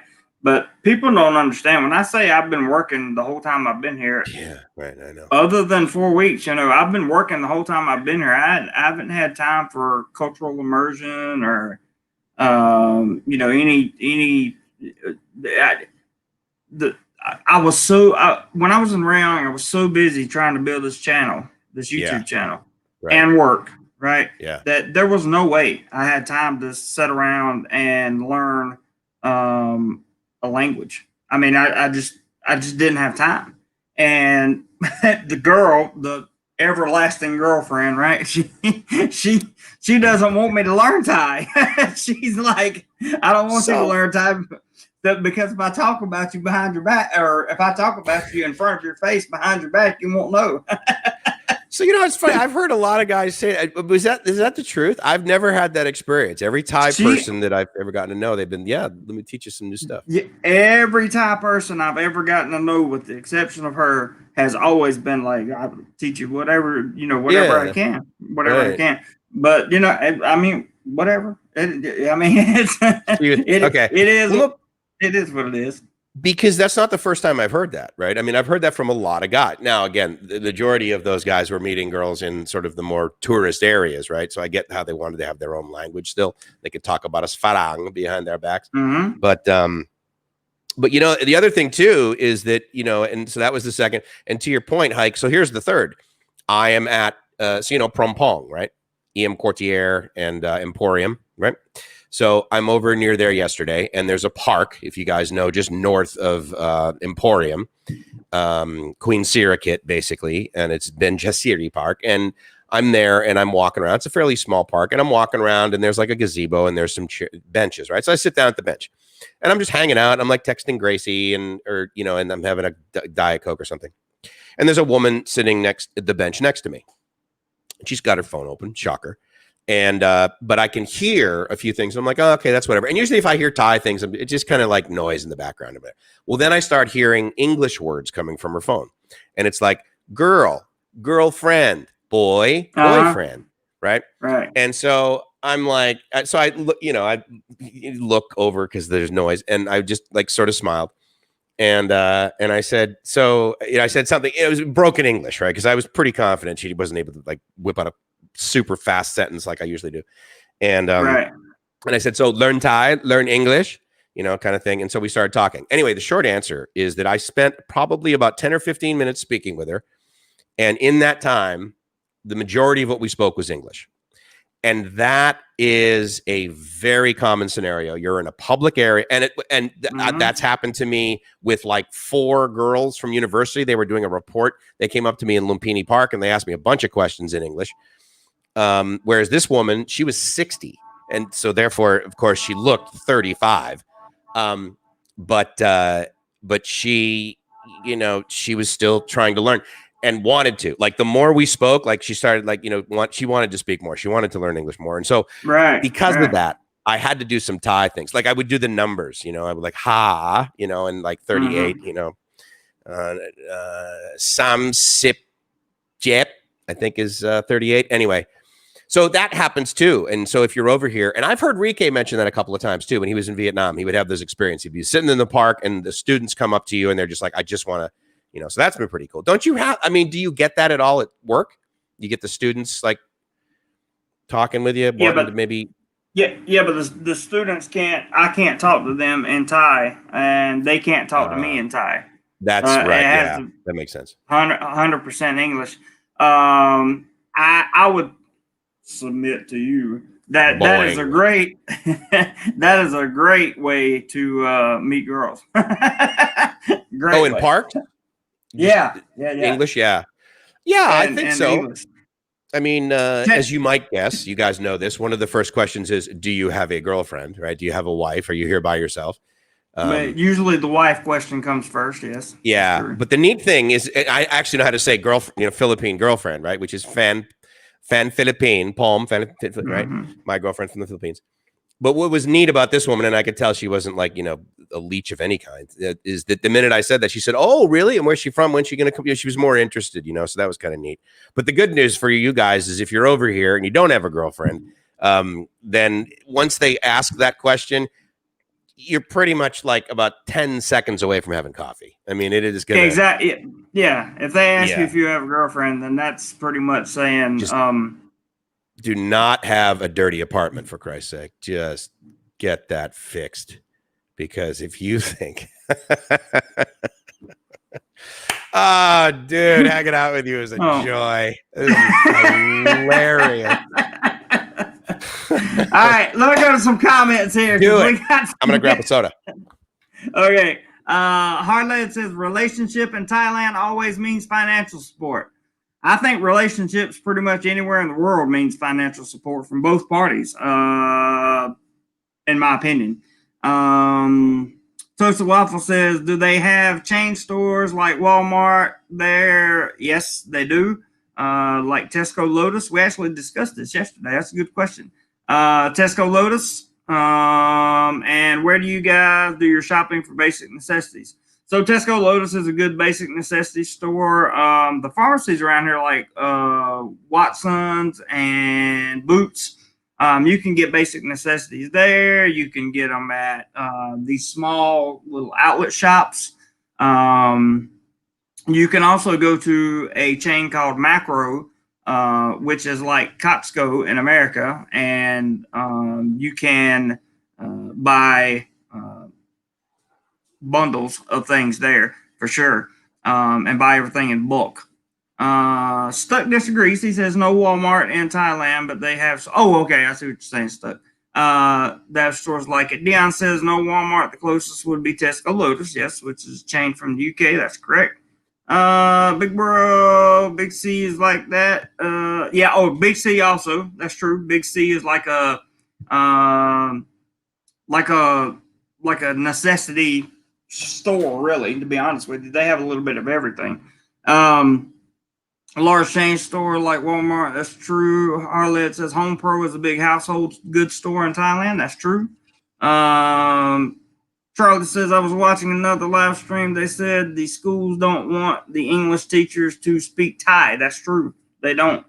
So if you speak Thai and apply for a position over here, I probably wouldn't say that I spoke Thai on there unless they specifically ask. Dion says, how long did it take you to grow your channel? I started making some travel videos over the summer to stay busy, but not much traction. I started actually trying to build a channel in August of 2017. So it's now been 3 years. Yeah, it's now been 3 years. It is 2020, right? Yeah. Okay. 3 years. Arled says lots of Thais learn English, but lack the confidence to speak it the same way in the Philippines. They learn English, but they're insecure about speaking it, really. Same way I am with speaking Thai. I'm very insecure about speaking Thai. I can speak a little bit, but not much. Rupert says, my girlfriend doesn't want me to learn Isan for the same reason. That's funny, Rupert. I like that. I'm glad I'm not alone, man. You know? Roger, hey, Roger. Roger says, that's probably not always true, though it probably is a pretty good percentage. Agreed. Carl says, Mike, when I visited Thailand, my Filipino wife is always mistaken as Thai. They will start speaking Thai to her. Does Grace experience this with you? We'll let Mike answer that in just a second. I got 2 more comments here. Dion says Lazada is the best place here to get stuff, their version of Amazon. That's true. And Cody says back had a Philly wanted to chat. Okay. Had a Philly. A Philly. All right, guys, we got 40 likes and 57 people watching. Come on. Hit that like button for me, pretty please. Hit that like button for me. It don't cost anything to hit the like button. If you want to do something that costs, you can contribute to the channel by the link that says, what does it say, Mike, at the bottom down there? Mike says, buy me a smoothie, and mine is Doodly. Do more PayPal. Yeah. Dude.ly. So Doodly /do more PayPal, just so you guys know it. Additionally, I also know that Robert and a bunch of guys over in your channel put your PayPal link up there, so which is cool. Yeah. So that the gentleman who asked the question about does Gracie get mistaken for Thai? Gracie gets mistaken as the default Asian woman for any country we're in. The same thing happened in Vietnam. But yes, Gracie and I will walk somewhere and someone will look at me and then they'll look at her and they'll start speaking Thai. Gracie speaks less Thai than Jeremy. And so she simply says, I'm sorry, I don't understand. Now, additionally, we've discussed, I said, look at, Saudi crop and that sort of thing. And I think this is actually a smart idea on her part, is that she speaks zero Thai to anybody because of the way that she looks and her height. And I mean, she looks Thai here. She looks Vietnamese in Vietnam. She looks Filipino in the Philippines. Is that if she speaks any Thai, they will be like, oh, you know, and so she's like, so she's always speaking English. She's like, yeah, I don't understand. I'm really sorry. That's a good move. But what was interesting is a lot of times, to your shy discussion, is she would just, she wouldn't say anything. She would just like look down or whatever. And I noticed from the facial expressions of the people, traditionally women, that were like trying to interface with her, is that they got the impression that she was like this real snotty Thai chick. Right. And she's like, look, I'm only going to speak English with my, you know, with my newfound Americanism. And, and so they always, and so I also learned how to say fan Philippine, which is basically, you know, so it here to the, so the guy, so yes, so it happens to your, when you have a Philippine wife, have you had the experience that when you tell, usually girls here in Thailand, like, oh, I have a, you know, I have a Filipino wife. I'm amazed. So many of them have said, oh, Philippines, girls, very beautiful. Because did you get that? Do you ever hear that from Thai girls that a lot of people think Philippine women are beautiful over here? Thai girls, absolutely. But if I ask a Filipina the same thing, I usually get the opposite answer most of the time. Philippine girls say what? The Philippine men and women are so proud of themselves. I did a video. Okay. I did a video of racism and rudeness in the Philippines. So what had happened was a guy had written a comment to one of my videos, right? And he was talking about how when they say "Hey Joe" or when they stare at you and that kind of thing, that it's racism and rudeness. And so I read his comment, right? And then I went through and I dismantled his comment because I explained to him that the looking and staring is curiosity, nothing more. Curiosity, right? And the "Hey Joe" is because they were all Joes, right? From the American G.I. Joe that were stationed in Subic Bay, Olongapo, along that area when they were over there fighting. They were Joes. So everybody called them Joe. If you have white skin, doesn't matter where you're from in the Philippines, they're going to say, "Hey Joe." That's just you know, a common thing. It's not disrespectful in any way. And it took me a while. My point is, even though I made that video and I made it extraordinarily clear, I mean, extraordinarily clear that I did not believe that either one of those was racism or rudeness. I have Filipinos and Filipinas on there just blasting me. I mean, just enraged because I even dared to put up a title like that, right? Huh. And you don't get that here in Thailand. I don't get that here in Thailand. You should read some of the comments. Some of them I delete because they're just so nasty. But that sect of Filipino people are just so proud to be Filipino that they can't take any other like, you can't say anybody else is pretty. Like, I can't say a Thai girl is pretty because then you got the whole the Philippines, you know. And I have, that is one of the most unusual experiences that I have ever faced in my life. I know for a fact not all Filipinos are like that because some of them on that video have left a message saying, "This is so well done. This is yeah." So you know, yeah, that makes sense. Yeah, this is very good. But all my Philippine videos, when I talk about the Filipinos in general, for the most part, I get hate comments. Okay. Even though I'm not saying anything bad, but there are those that come on there, and I've had guys that come on there and say, "Thank you so much for explaining this," and they will repeat the same thing that I said in the comments, like, "We're just curious." And this goes to my point. I actually shot that video at a Catholic, or in front of a church in Bambang, in the Wave of Vizcaya in the Philippines. And when I was there, I was so used to people saying, "Hey Joe," you know, staring at me, that kind of thing. And here's why. I may have been the only white person some of these people have ever seen. Mm, And with that, that carries a lot of responsibility too, because you're fair not enough. just representing America, you're representing foreigners, all Yeah, of yeah, them. exactly. Right.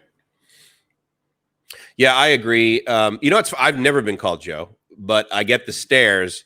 Again, usually in places where they haven't seen a lot of Westerners. Basically, I mean, you could be Swedish, really, and look like me. But what was interesting is that I got it in a place called Sikihor. If you guys don't know, that's an island basically right off Dumaguete, and I was amazed. I would like ride my motorbike down the street and literally people would pause and look at me like this.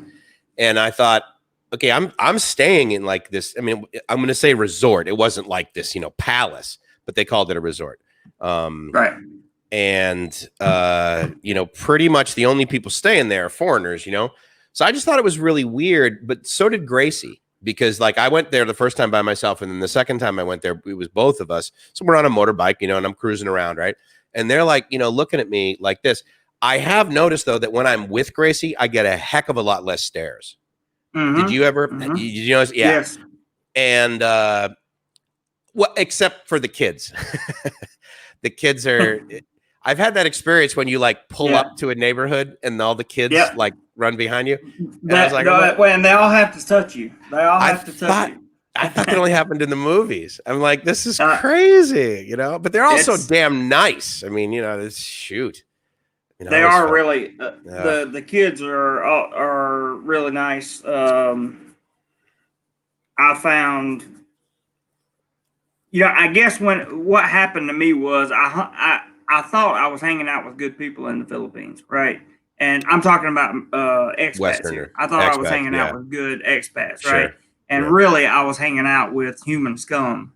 And I didn't find that out until later. But their image and their character, I was misidentifying, and which normally does not happen. I saw all the red flags, but I ignored them because I was, I was moving in a direction that I thought I could outrun the red flag, basically. Sure. By the way, guys, that doesn't happen. Okay. No. So, and that was my particular problem when I was in the Philippines, and why I got so many death threats when I left and broke up with my girlfriend at the time.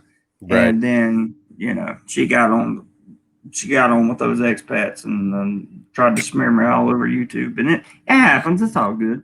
It's interesting. It's no big deal. I've heard that occurs, potentially over here. And if you know anything about my story, the only people that ever screwed me over in Mexico weren't the Mexicans. The only people that ever helped me in Mexico were the Mexicans. The only people that ever screwed me over was some lady from, she was older than me, but stuff, retired down there, and she's from San Bernardino, California. And incredible liar. And so that's sad. But I'll tell you, it's a great learning experience, man. I mean, it is a tremendous learning experience because you will really be able to see bullshit coming. If I see a pink flag now, I run the other way. None of this red flag nonsense. I'm like, that flag has got a tint to it because I got no. Why? Like, what's the ROI? I'm like, maybe if I spend another 15 minutes with this person, they'll be cooler than they are right now. False. False. Completely false. Completely false. There is, and I've started to look at as serious as I'm trying to take this YouTube stuff, and I'm trying my best to, build myself a base, a platform, something that I can, become financially independent on myself, which is the whole purpose of this thing. Which is why you should hit the like button right now. Absolutely. Yes. And then you should go to Mike's channel, hit the like button. We got 47 likes over here so far. Nice. So, it would be nice to get at least 60. That would be awesome. I'm at 25 now, which is great. Thank you so much for the instigation, Jeremy, that you just did there. Oh, I'm such an instigator, dude. I'm so good at it. You want to talk about Dion's but comments there? Dion, yeah, I'm gonna go through a couple comments real quick. Behind? Okay, awesome, cool. Yeah, catch up for sure. Yeah, I'm behind just a little bit. Toasted Waffle says, why do they not want English teachers to learn and speak Thai? Because they don't want you cheating. If you're in an English program, if you're in a an EI program or something like that, you can speak Thai to the kids.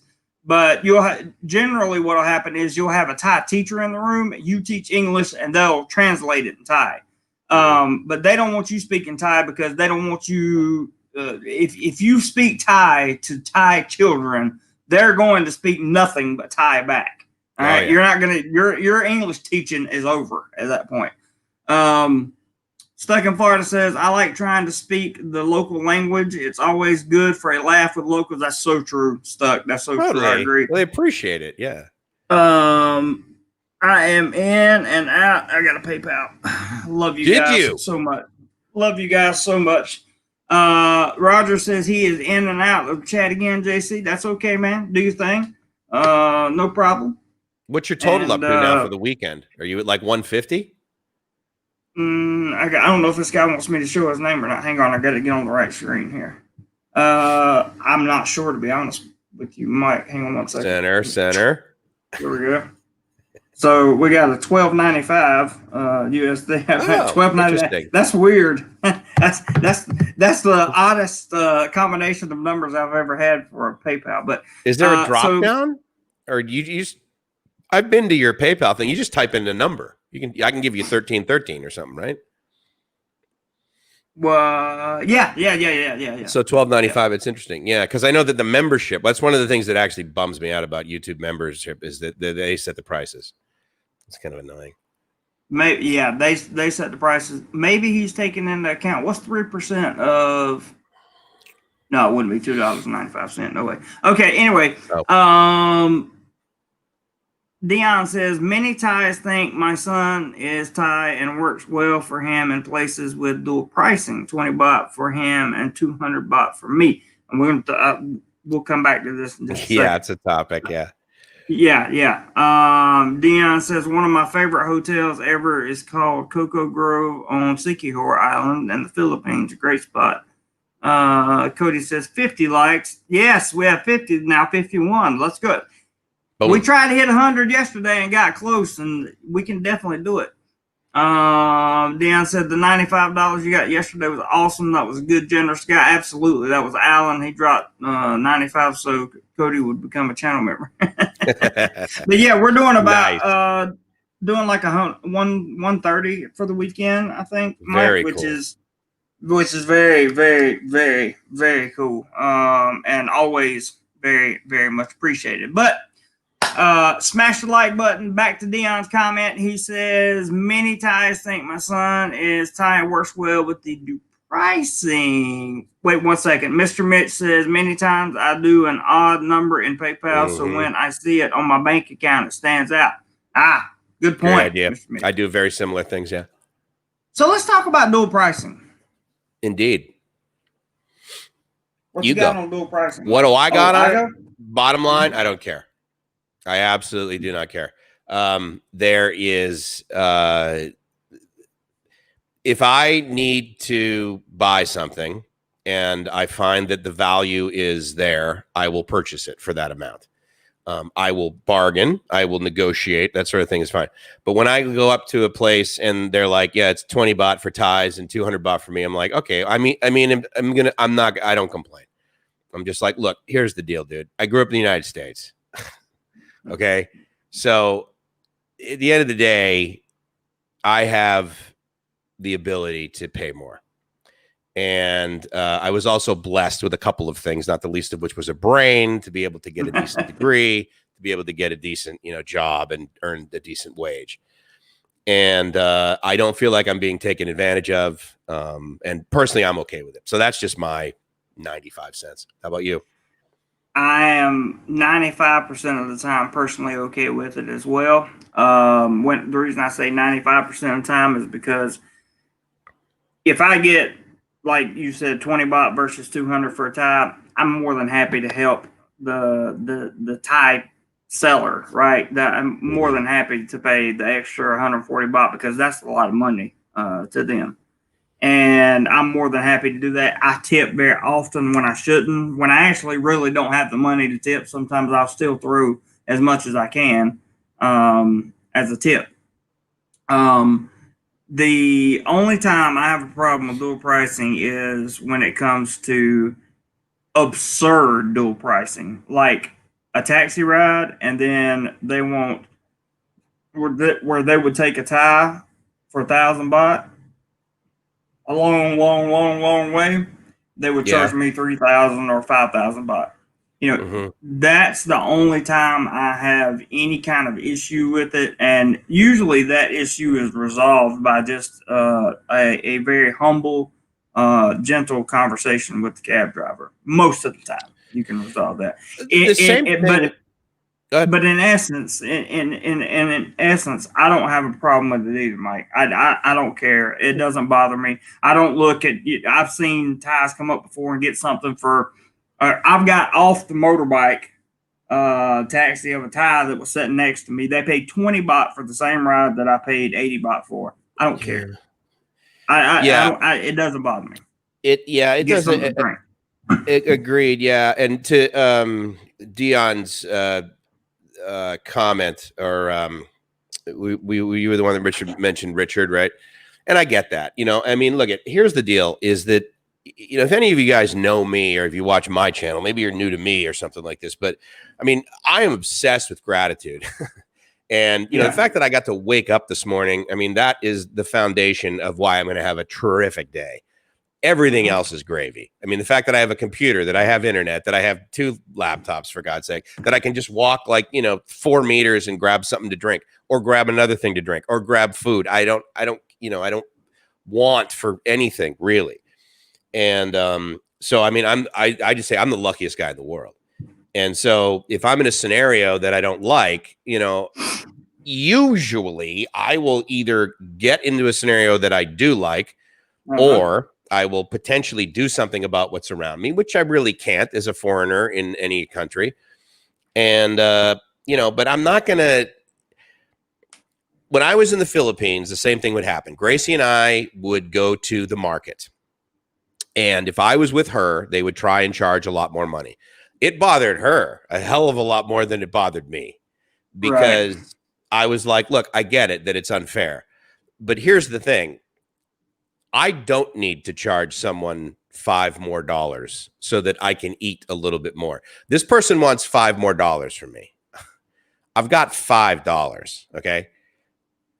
Here's the other thing too, is that occurs in many scenarios all over the world. I worked in higher education in very expensive universities. And let me tell you what happens there, especially the private ones.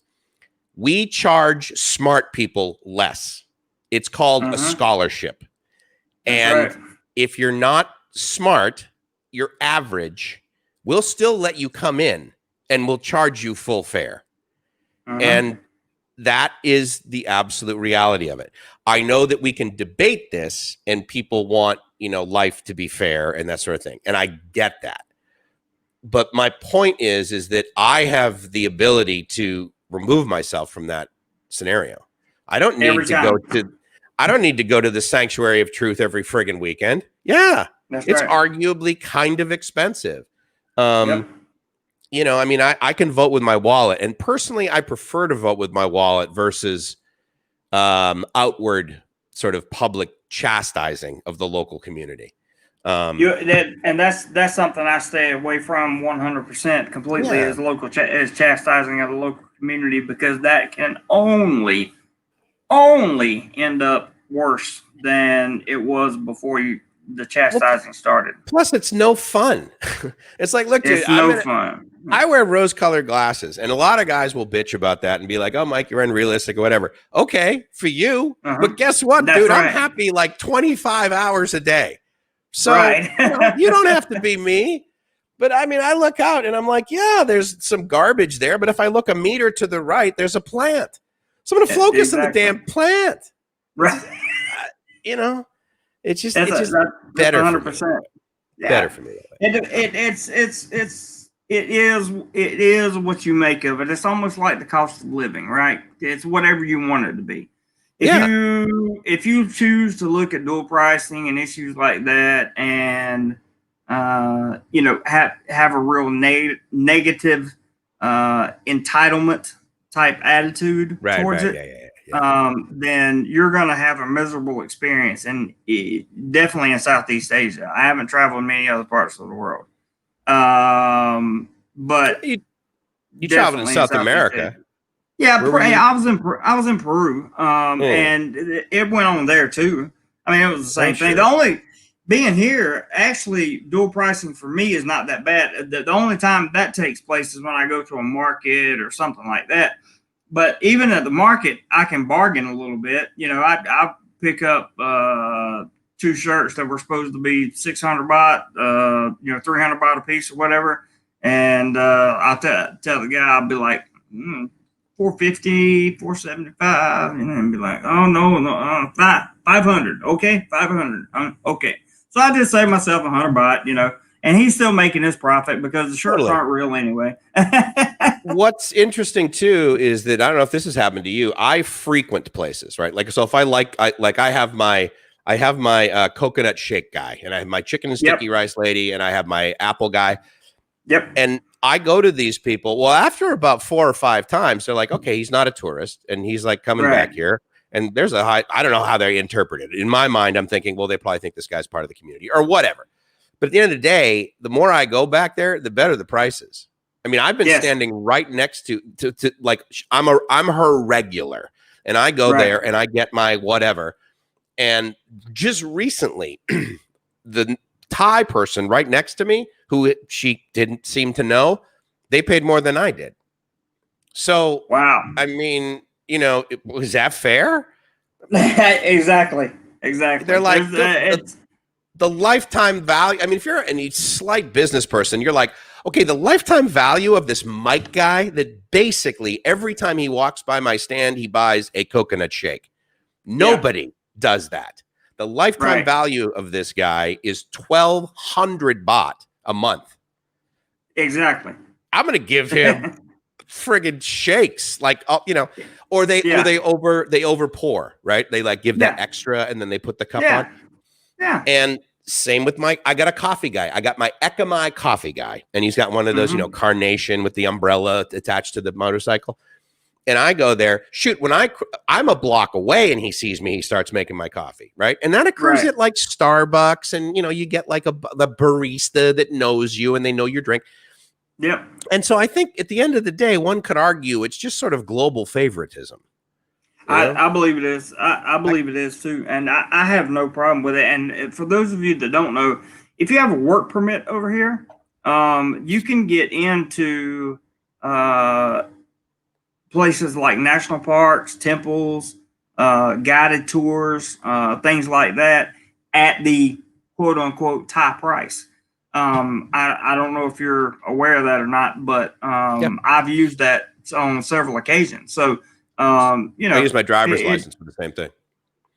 Yeah. Same thing. Jayhawks number 1, I see he says having the ability to barter in general is great. Most Western countries, if you try to barter, they're either going to look at you like you're crazy or kick you out of the store. That's true. That's very true. That's one thing I enjoy about Southeast Asia. And we've got some new comments over here. Still stuck at 51 likes. Come on, guys. Let's get some more thumbs up, some more thumbs up, some more thumbs up. Let's see oh my God, I got a lot, man. We got a lot of topics here. Yeah, we do. Dion says that 95 you got yesterday was I already read that one. Mr. Mitch said many times I'll do an I hadn't read that one. Okay. Cody says, what is a normal Thai breakfast? For me, I don't eat normal Thai. Well, when I'm working, he means by a Thai person.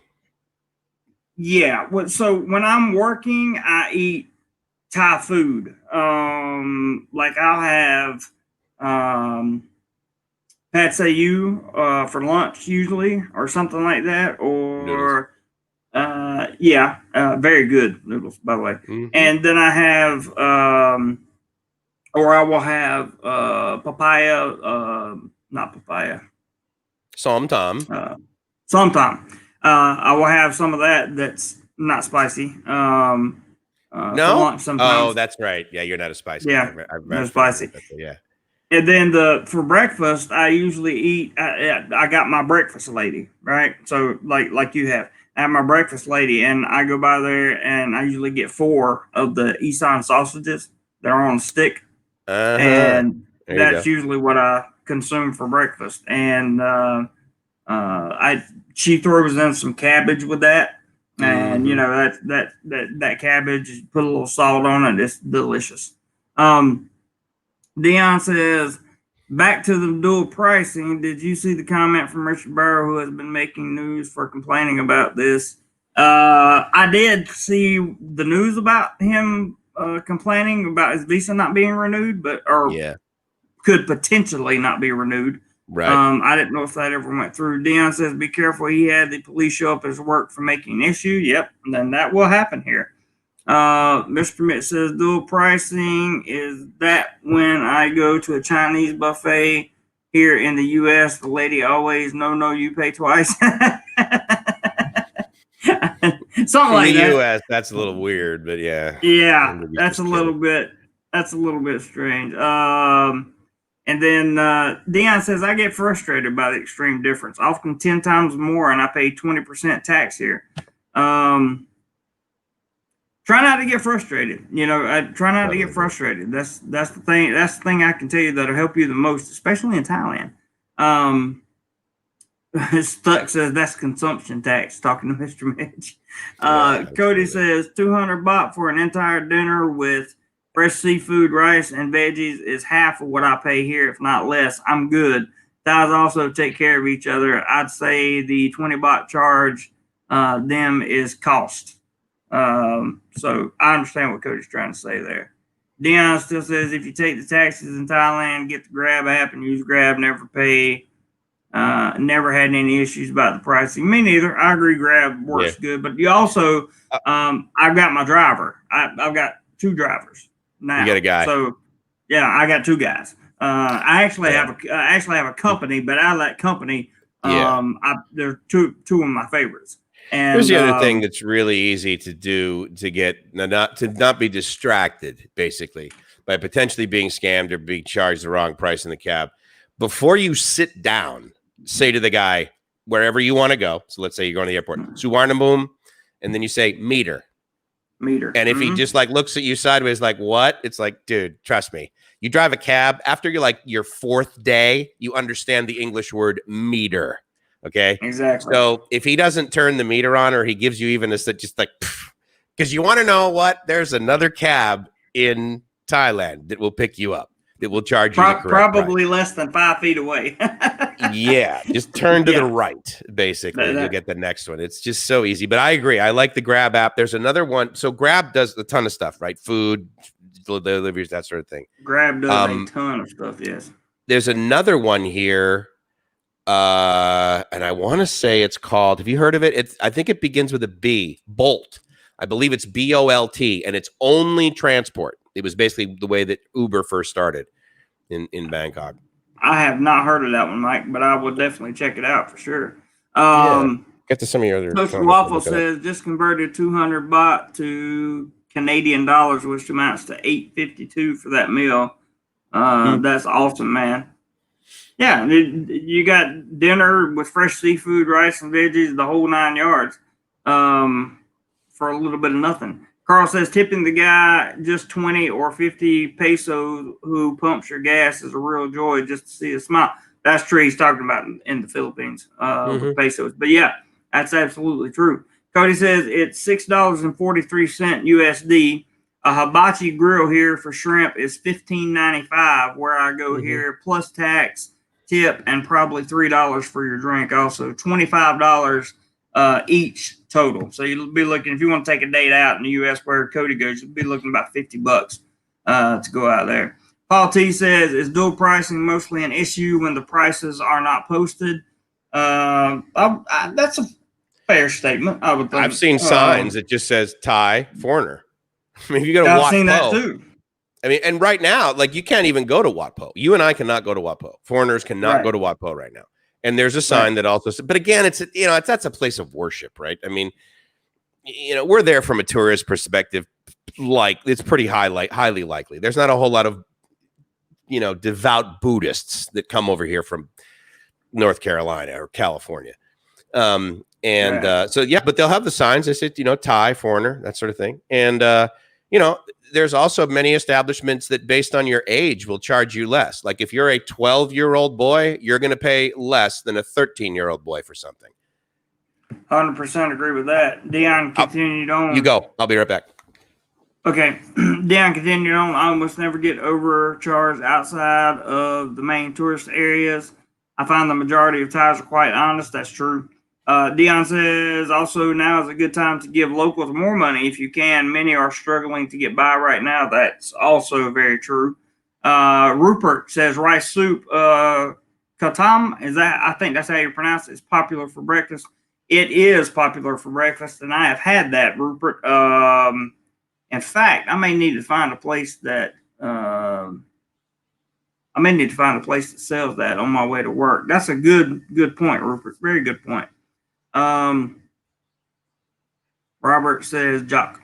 I'm not sure what that means. Todd says, you be here 4 hours. You go now. Robert Mack says, Vietnam, I haven't seen double pricing. That's interesting. Very interesting. We'll come back to that, Robert. And then Dion says, I downloaded that boat app. Cool. Let us know how it works. Stuck in Florida says, India is the only other country where I noticed dual pricing. Very interesting. Dion says they claim 20% cheaper, but I compared the fare offered in Grab and Bolt was more. Wow. Robert says, I always tip in Thailand when they fill my motorbike. I do too. And Stuck agreed with something that Mike said. So my thing was I wanted to talk about when Mike comes back, Hello. Oh, you're back. Okay. Robert said Vietnam. He's in Vietnam. He says, I haven't seen double pricing. Did you ever experience any of that in Vietnam? I experienced people in markets having the expectation that I would not bargain. They would really start with a higher price. But to be fair, during sort of a bargaining scenario, that's pretty common. I mean, they're going to start off with, hey, dude, you know, you ever sold a used car? How much you want for this? 10 times what it's really worth, dude. Right. And then you bargain, right? So, I mean, so that occurs. But I believe it was less for sure in Vietnam. Yeah, I would agree. Just for the record, I spent 2 years of my illustrious career in America being a car salesman for a very large Honda dealership. And a Honda dealership. So you you sold new cars? No, I sold new and used. Oh, wow. Yeah. Then I moved myself up the ladder to internet sales manager and sold via the internet. Fleet, yeah, for sure. No, I didn't do any fleet deals. This was personal. So you would get a lead to come in. Somebody asked about what's the price of this, Then you have to go through this whole extensive process of not giving them a price. Yeah, and sure. getting them to come to the dealership so you can make as much money. I think buying a car is one of the most ridiculously time-consuming tasks in the United States. It is so easy, and it's made so difficult and so time-consuming. I got to the point where... Yeah, there should literally be a place where you just go in and stick your card and say, this is the car I want. So believe it or not, I refer to them as automotive Coke machines, but basically, yeah, the first one I ever saw was in Singapore. The second one I ever saw was in Los Angeles. It's a giant building, and you literally like buy, it comes down on a, elevator conveyor kind of thingy. And then you do that. It's not the most popular way to buy a car, of course, but I got to the point where the last 2 cars I bought, I didn't even test drive. I was just like, look, what's it going to do? It was made. It's 2017. What is it going to have faults in it? Come on. And the other thing too is that I would just go in and I would be like, so here's my car. I want another one of those. Like that was just, right. And because it was just such a pain in the ass. And I'm like, look, and I would go to the same dealership. I'm like, you guys have all my stuff in there. It's all the same. Just look me up either by telephone number or whatever. I just transfer from here to here. Mm-hmm. And it was an Acura dealer. And I was amazed at how reliably incorrect they would be. They would always get something wrong. Always. I'm like, this is all you do. Like, I don't expect you guys to fix my laptop. Like, I expect you to be able to sell me a car. Like, that's it. I don't, and it was amazing how much of a pain in the ass it was. I was, and then now there's apps, right, that you can get on your phone. And of course you can. Yeah. I will tell you that one of the places that I had probably the best car experience is CarMax. Did you guys have those in North Carolina? We have CarMax, but I never bought. I went through the CarMax process, but I did not buy the car there. Okay. But they seem to be about the easiest because they only sell used cars. And they seem to be about the easiest functionally, car dealership to deal with. So, well, the other nice thing too, I think, arguably, they pretty much don't negotiate. It's pretty much a set price. Yeah, what you see is what you pay, pretty much. I'm trying to remember how much it is. I know that they basically take the amount that the car would potentially get at auction, and I believe they just add $1,000 or $2,000. I mean, it's pretty standard on each car. How would it work with Honda? I mean, because here's the thing about brand new cars: you can always find out what the dealer pays for it. That's very easy. Just get the invoice. Oh yeah, absolutely. So would the market the problem? Well, the problem with Hondas that's selling Hondas is there's not a large markup on the front end. Okay, right. So if you're a car salesman and you're getting your CSI index is high enough in mine. Usually, I think I had 2 months out of 2 years that I dipped in the second tier or whatever. But I was getting 25 or 27% of the front end. Problem is, there's only about, depending on which kind of Honda you buy, if it's a new car, there's only about 27 to $3,200 of front end profit on that. Okay. Most of that is added by the dealership when they do this first place finish stuff and these wheel locks and mud flaps and pinstripe and all that stuff. So these things cost, $10, $3, $5, and then they mark them up to $500, all that stuff. So that's more profit built in for negotiation purposes. It is what it is. I'm not saying I agree or disagree. It just is what it is. So trying to sell and maintain a high-end profit like that, usually what I would try to do is focus on, because many people that are coming to buy a car, they are going to be trading a car in. Right. Okay? So what I would do, I would keep hearing, oh, your price is too high on your car. I want more for my trade. I want more for my trade. I want more for my trade. Okay, so how much exactly do you want for my trade? I want $10,000. So if I get you $10,000 for your trade, you'll buy this car right now. Customer will buy $10,000 for trade. X, put your initials right there so I can take it to my sales manager, right? Take it in there, jack the front end price up however high it needs to go to make up the difference of the trade and the payment that they want. We've already discussed it. You're at $420 for 60 months or whatever the case may be, 72 months. You might be down to $400, $390, that kind of thing. And try to make my front end that way. Then you have the back end, which is where you go into the finance office. And finance is going to try to hit you on rate. They're going to try to make a point or two on rate. They're going to try to sell you extended warranties, their maintenance programs, all kinds of stuff, all kinds of gap insurance, which gap insurance is something every new car owner should get, in my opinion. Yeah. But gap insurance, they're going to try to sell you, and then you make an additional 5% off of whatever sold on the back end in the finance office. Right. Yeah. So you're looking at about, I think the most I ever made. Now, used cars, much more profit. Yeah. Much more profit in a used car, much more leadway in a used car. You pull a Carfax, you show that the car's never been wrecked, never been damaged, any of that stuff. And you basically, when you sell a used car, to hold the value of the price tag on the car, you drop just a little bit to show your good natured car salesman self, and you sell the value of the car, right? Yeah. So you and even on new Hondas, I would sell to the back. If I got a customer that's coming up and he says, I want a brand new Civic Si, he's a younger guy or whatever, I'm going to sell him on the performance of the Si. If I got a family coming up that says they want a Honda Odyssey, I'm going to sell them on the Ace frame, on the safety, on the linear curtain airbags that come through. I'm going to sell them on all that stuff. The DVD player that hangs down. The DVD player quiet, for the kids. Yep. Yeah, like, and I'm going to add stuff on for them that'll help keep their family safe. And it's not a lie, because it does help keep their family safe. But that's what, I would sell them on. So, have you noticed the ridiculously high prices for used cars over here?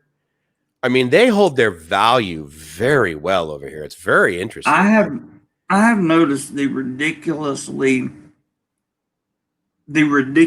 prices of cars in general over here. Yeah. Okay. Yeah. For the duty, I mean, used, new, it doesn't matter. It's absolutely just. I mean, it's crazy. Let me see what I got going on in the comments here. All right, go ahead, Mike. You had something to say? No, I mean, again, it's pretty easy. You just get a car that's made here. I mean, and you buy a truck, because the trucks have like 20% less tax on it.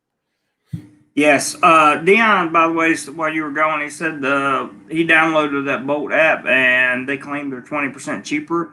But he compared it to the fare offered by Grab, and Bolt was more. Yeah, I know. My buddy, he sold it to me like, oh yeah, it's 50% cheaper than Grab. And I'm like, okay, you know about it, and you're like an average guy. Guess what? Grab knows about it. And they have a war chest full of cash. I mean, they kicked Uber out of China. Yeah, exactly. Exactly. It's kind of like Lyft in Las Vegas. Every single Lyft ride you take in Las Vegas, they lose money. They overpay the driver, and they give an amazing deal under the cost of Uber, and they are clobbering the market. They have so much market share in, these companies don't make money, So, I mean, I got to hand it to Bolt, for trying to, get a little bit of competition into the market, but they don't have any longevity. I mean, Grab has so much friggin' money. It is not even funny, and they do everything. All I need is the Grab app, and I can get all of my needs met almost. That's true. They will literally go here in Thailand. They will literally go to the grocery store and shop for you and bring it to your house. Yeah. So there's nothing that they really won't do. Robert Mack says, always tip in Thailand when they fill my motorbike. I guess that makes him feel good, and that's cool. Interesting. Jock sounds like joke. I'm thinking it might be joke too. Mr. Mitch Stuck says, I was agreeing with Mike about the temples being a place of worship for the Thais and a tourist destination for most foreigners. Gotcha, bud. Gotcha. Mr. Mitch says Thai Kanji, known as Jock and pronounced joke in Thailand. Interesting. Dion says the dealers make a lot of their money with their complicated financing. They focus on the cost per month over 5 to 7 years to make it seem like a good deal. Of course. They also focus on the fact that the average consumer has absolutely no idea how to calculate the appropriate financing. It's very sad. It's even more convoluted on a lease, and they really take advantage of the uneducated. I made the most money I ever made selling a car was, believe it or not, on a lease deal. Sure, of course. Because the lady came in and said, I want to lease this car for, I think it was 36 month, 15,000 mile lease, which is good because 12,000 mile leases are cheaper, 15,000 mile leases cost a little bit more. And she said, what's the quickest way we can handle this? I said, well, sticker is quicker. And she looked at me and laughed, and I pointed at the MSRP on the car. I said, "I tell you what," I said, "I give you half price on all our dealer offered accessories, and plus the MSRP, and it's yours." She's like, "Okay." That's once in a lifetime when that happens. Pretty easy. Yeah. To make like for a car salesman, especially a Honda salesman, to make like about $1,800 on the front end of just the front end of a car deal was pretty significant. I think I wound up making about $2,800 total on that one deal, including the back end. That's pretty decent. Yeah. Patrick says Uber sold Southeast Asia business to Grab, and I agree. He says Uber owns a piece of Grab. I wasn't aware of that. I thought it was simply the investment company that invested in Uber also invested in Grab. I wasn't aware of that. You have to teach me about investment. I was reading last night how these companies go without turning a profit for years and years and years, but they all making money. All the employees are making money. I don't know how that works. We're going to have another McDonald's meeting. All right. Gonna have to good. That too. Absolutely. Very, very good. Yeah. I'll let you know the secret of Jeff Bezos. Yeah. Yes, please do. Dion's, we read that. Stuck says, "I haven't had a car payment since the early 80s. Good for you, man.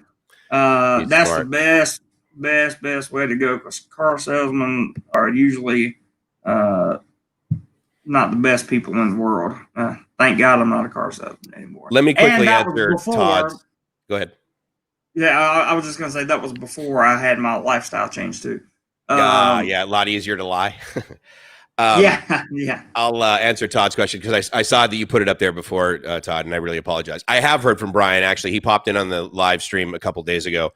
Brian Polito, I assume you mean, and he's doing okay.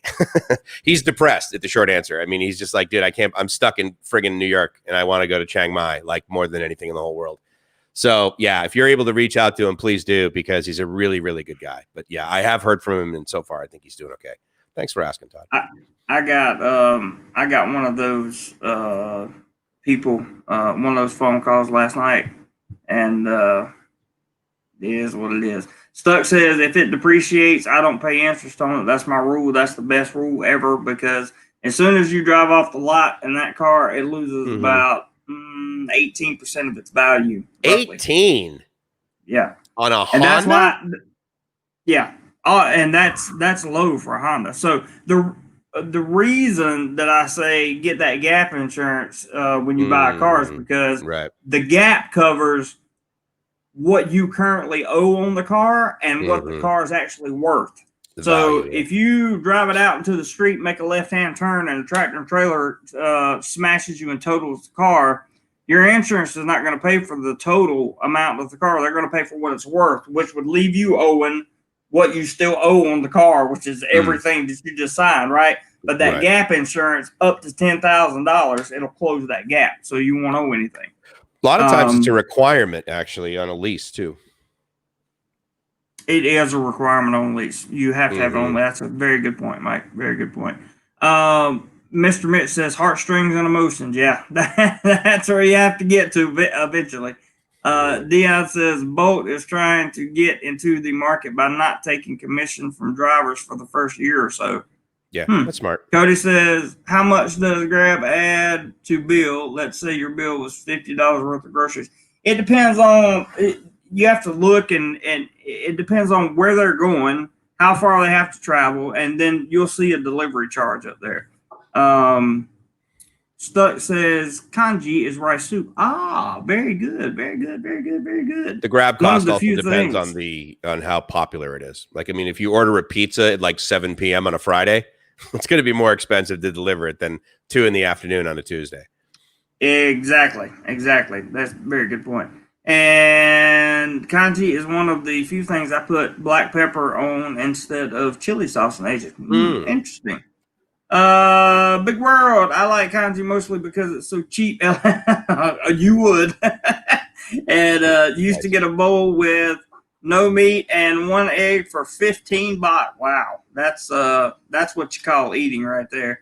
And there's my PayPal link. Thank you, Robert. I appreciate that. We had 53 likes. We got to get at least 60, guys. I mean, we're only 2 hours into this thing. You know me. Someone should buy me a smoothie. I think someone should need. Someone should buy you a smoothie. Yeah, someone should definitely buy you a smoothie, Mike.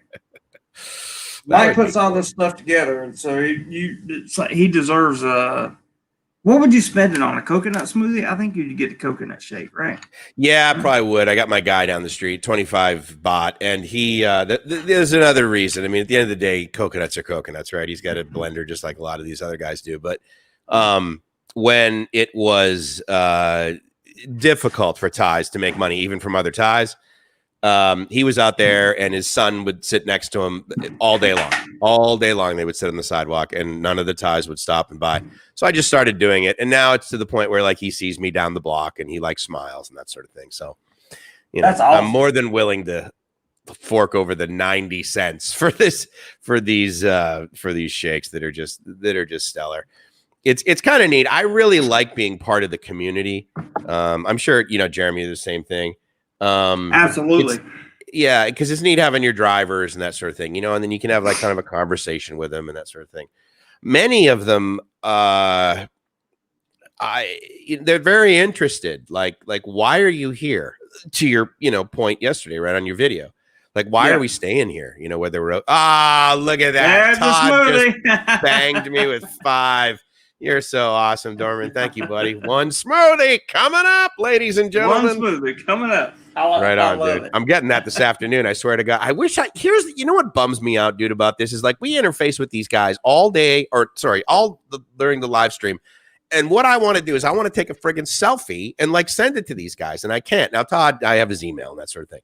But it really bothers me that I can't. I guess I could do that in the community tab. I guess I could post stuff so everybody could see it. I'll do that, Todd. When I I'll show you what the guy looks like. His son may not be there. I hope he's in school.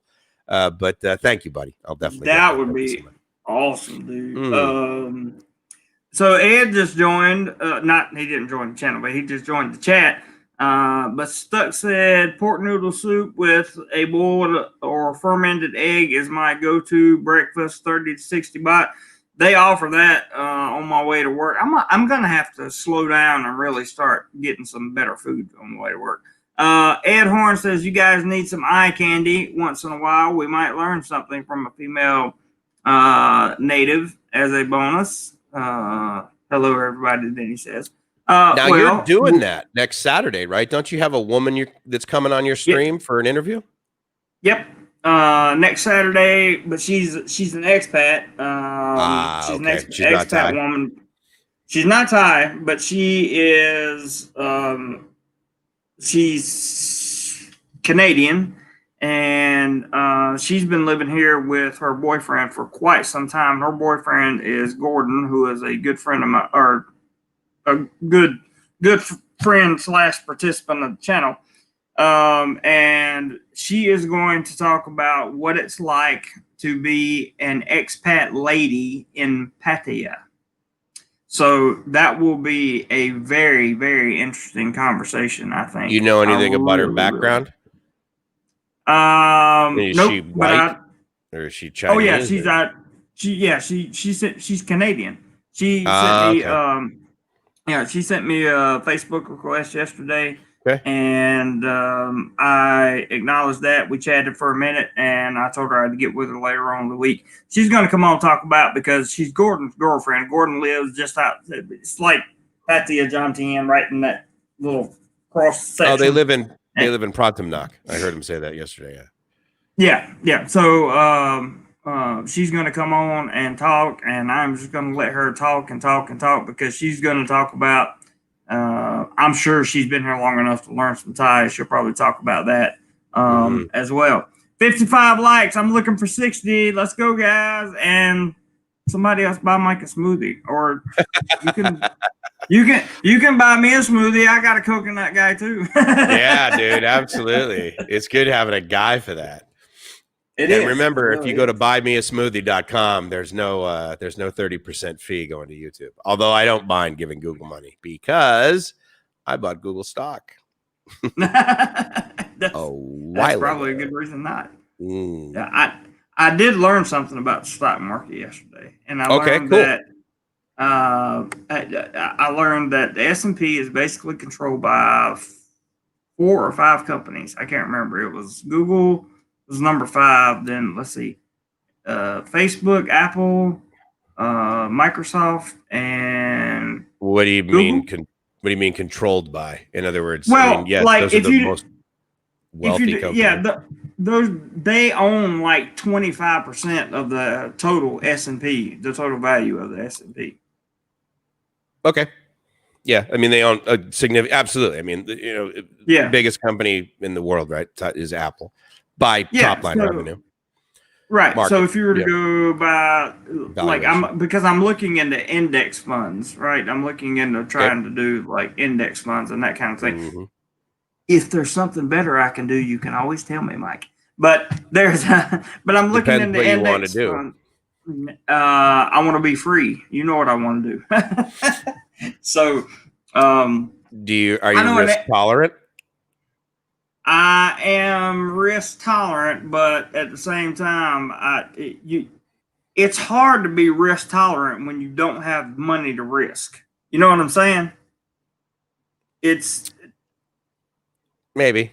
I would submit it's probably a little bit harder to be risk tolerant when you have a lot of money, because when you have a lot of money, you lose a lot of money. That makes sense. I hadn't Yeah. thought about that. The I had reason a I was buddy. thinking it. Go ahead. Go ahead. Good. No, all right. I had a buddy. He had about 1.2 million back in January, right when the stock market was at the peak, and then of course in March he lost 30-40% of that. But he's like, okay, like the United States isn't going to go bankrupt anytime soon. Basically, I mean, it doesn't matter. We owe Right. ourselves more money than we owe other countries. Right. And oh, there you go, JC. You got a smoothie from the doorman. Did I? But yeah, but Thank you, Todd. Appreciate that, yeah, brother. he's rad. But He's awesome. it's going to come back, right? I mean, the market's going to come back. So I mean, he's made. I mean, I'm flush basically now. I've got basically the same amount of money that I came here with last November. So I'm just like, okay. And I've lived off of that, So I mean, that's what I want to be. That's what I want to be able to do. here's the deal. So for my 52-year-old glasses to your 39-year-old life, I think the best advice that I can give you, and maybe some other guys can chime in on this, is take more risks. If I have anything to tell my younger self, take more risks and well, do you learn. feel like that my upcoming plan is a legitimate risk taking idea? Yeah, absolutely. I mean, again, you're not putting in a whole lot of capital yourself. I mean, there's 3 ways to basically give to either people or organizations or that sort of thing: your time, your talent, or your treasure. And if you can get away with basically, I mean, I can always make more treasure, but I can't make more time and talent. So a lot of times it's like, I'd rather cut you a check to have you do some stuff. But then there's other times where it's like, no, I actually really have a passion for this. And so the sweat equity is what I'm going to give. And so, for you, for the most part, you're going to give your talent and your time. Yeah. And, at 39, you can not necessarily make that time back. But the risk is significantly less, and the learning opportunities are huge. Yes, and I'm very interested in that. Would you say I still have enough time to set up a good quality, not have to work retirement? Yeah, absolutely, dude. Okay, I'm 52. All right. Yeah. I started working 14 years ago at the University of San Diego and had less than 10% of what I have in the bank now. Wow. Okay. So, and that's, 10 years later. And you're like, okay, well, look, I mean, if you can't make your friggin' money double in 10 years, then you're asleep. So yes, there's that. And that's what I'm looking to do. See, people from my family don't do any of that. They get up, they go to work 9 to 5, and and that's the way they live, and they're content with that. I'm not. Social Security. I was the apple that fell farther from the tree. Good. Yeah. Good. Absolutely. My dad is retired. God bless him. I have the most awesome father in the world, and he set himself up to retire off Social Security.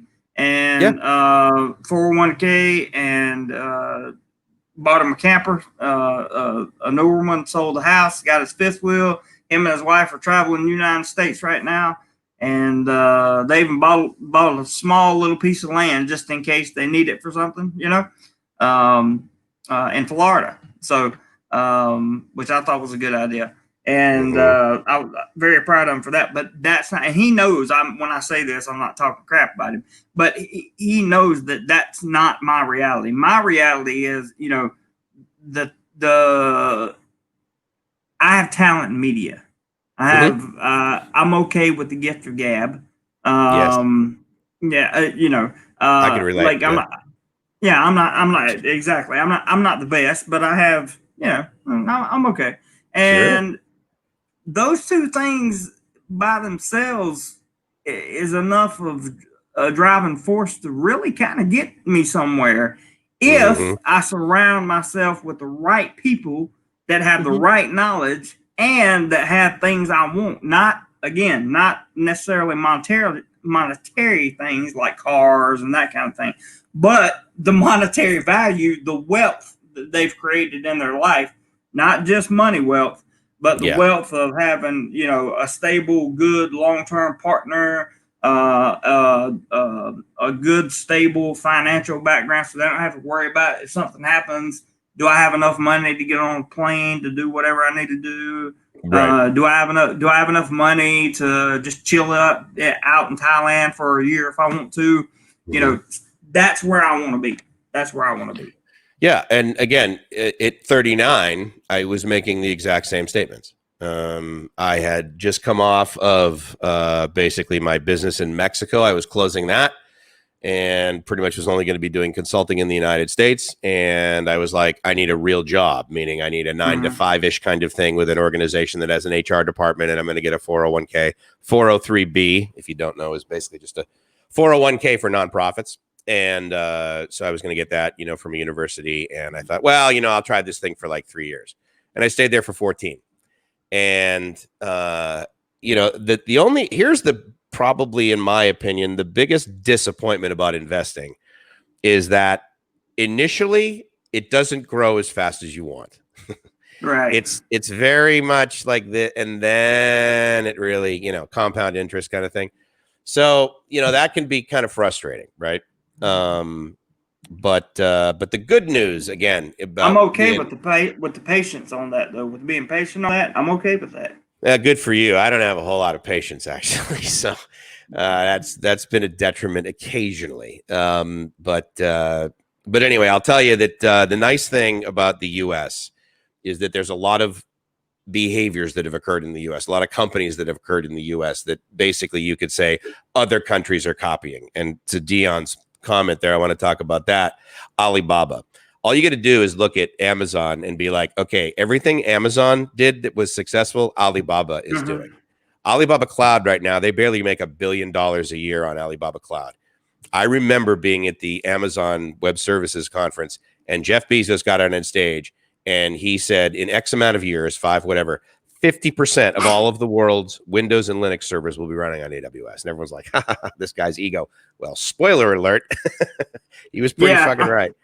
And but the point is that, their stock was also at like 275 one day. And that's what Alibaba's is at. And, now they're at 3,000. And so, you can say what you want about the Japanese, about the Chinese copying everything. But if Alibaba copies everything Amazon does, I'm going to be a trillionaire. Because I believe in Alibaba, and I have this hashtag that I use on LinkedIn all the time, which is buy more Baba, because there is no downside. The Chinese are not slowing down buying stuff online. I can guarantee you that right now. And they make more money from Asia than they do from the rest of the world. So if you're thinking, but the U.S. buys the most, they do. But if they stop buying, it's going to be a big hit. But dude, there's more middle class in China than there are people in the United States. That's true. Okay, that's true. And they buy stuff. They're obsessed with buying stuff. So I would, if you want to read that whole comment, we can talk about that a little bit more. But yeah, that's the real key, is watching successful companies in the United States, seeing where those are being duplicated elsewhere. I like that, because I haven't thought, I've never thought that way before, because I've always been, well, I spent 10 years of my life just being stupid. And then, I've never been, a lot of good lessons learned there, but then I did get a college degree in my 30s, which is a good thing to have. Yeah. I mean, it's the only reason I can teach over here now. So, but I've never been of the mindset. I've always lived my entire life, except when I got to Thailand. I've always lived my life paycheck to paycheck, and I said I would never do that again. Now, unfortunately, with YouTube being my secondary source of income, unfortunately, that paycheck to paycheck mentality, it hasn't quite come to fruition yet. But if I don't get that $1,200 stimulus check that they're talking about getting, right, it's probably going to come to that point at some point in time over here, and that's going to be a difficult living for me unless YouTube improves. And I really think the content that I'm making now and the content that we make on Sundays, I really think that and I'll be back into making videos, but I can't get back into making videos until I either A, have vacation time, or B, have a job which permits me to have more free time. Right. Yeah, no, totally. Which is what we're looking for. I think that because travel is pretty much shut down around the world for the most part, I don't think people are watching a lot of travel videos. I think more people are doing, like the guy said earlier, they're kind of living vicariously. Yeah. So, agreed. Yeah. It's an interesting, I mean, again, planning for the future is a great thing. But I think being flexible, being right on, man. I think being entrepreneurial as you are. I mean, again, that's me, right? So I'm like, oh yeah. I mean, but it's tough. I mean, it's very. That's the other thing too about living in the United States. I'm like, well, maybe I should move over there. Maybe I should move over there. Maybe I should move over there. People are like, how come you lasted so? Many people in my field definitely ask me, how come you lasted so long at the University of San Diego, Mike? I mean, it wasn't mentally stimulating. I was getting my mental stimulation and other things that I was doing with technology and global user groups and stuff. But they're like, how come you lasted so long?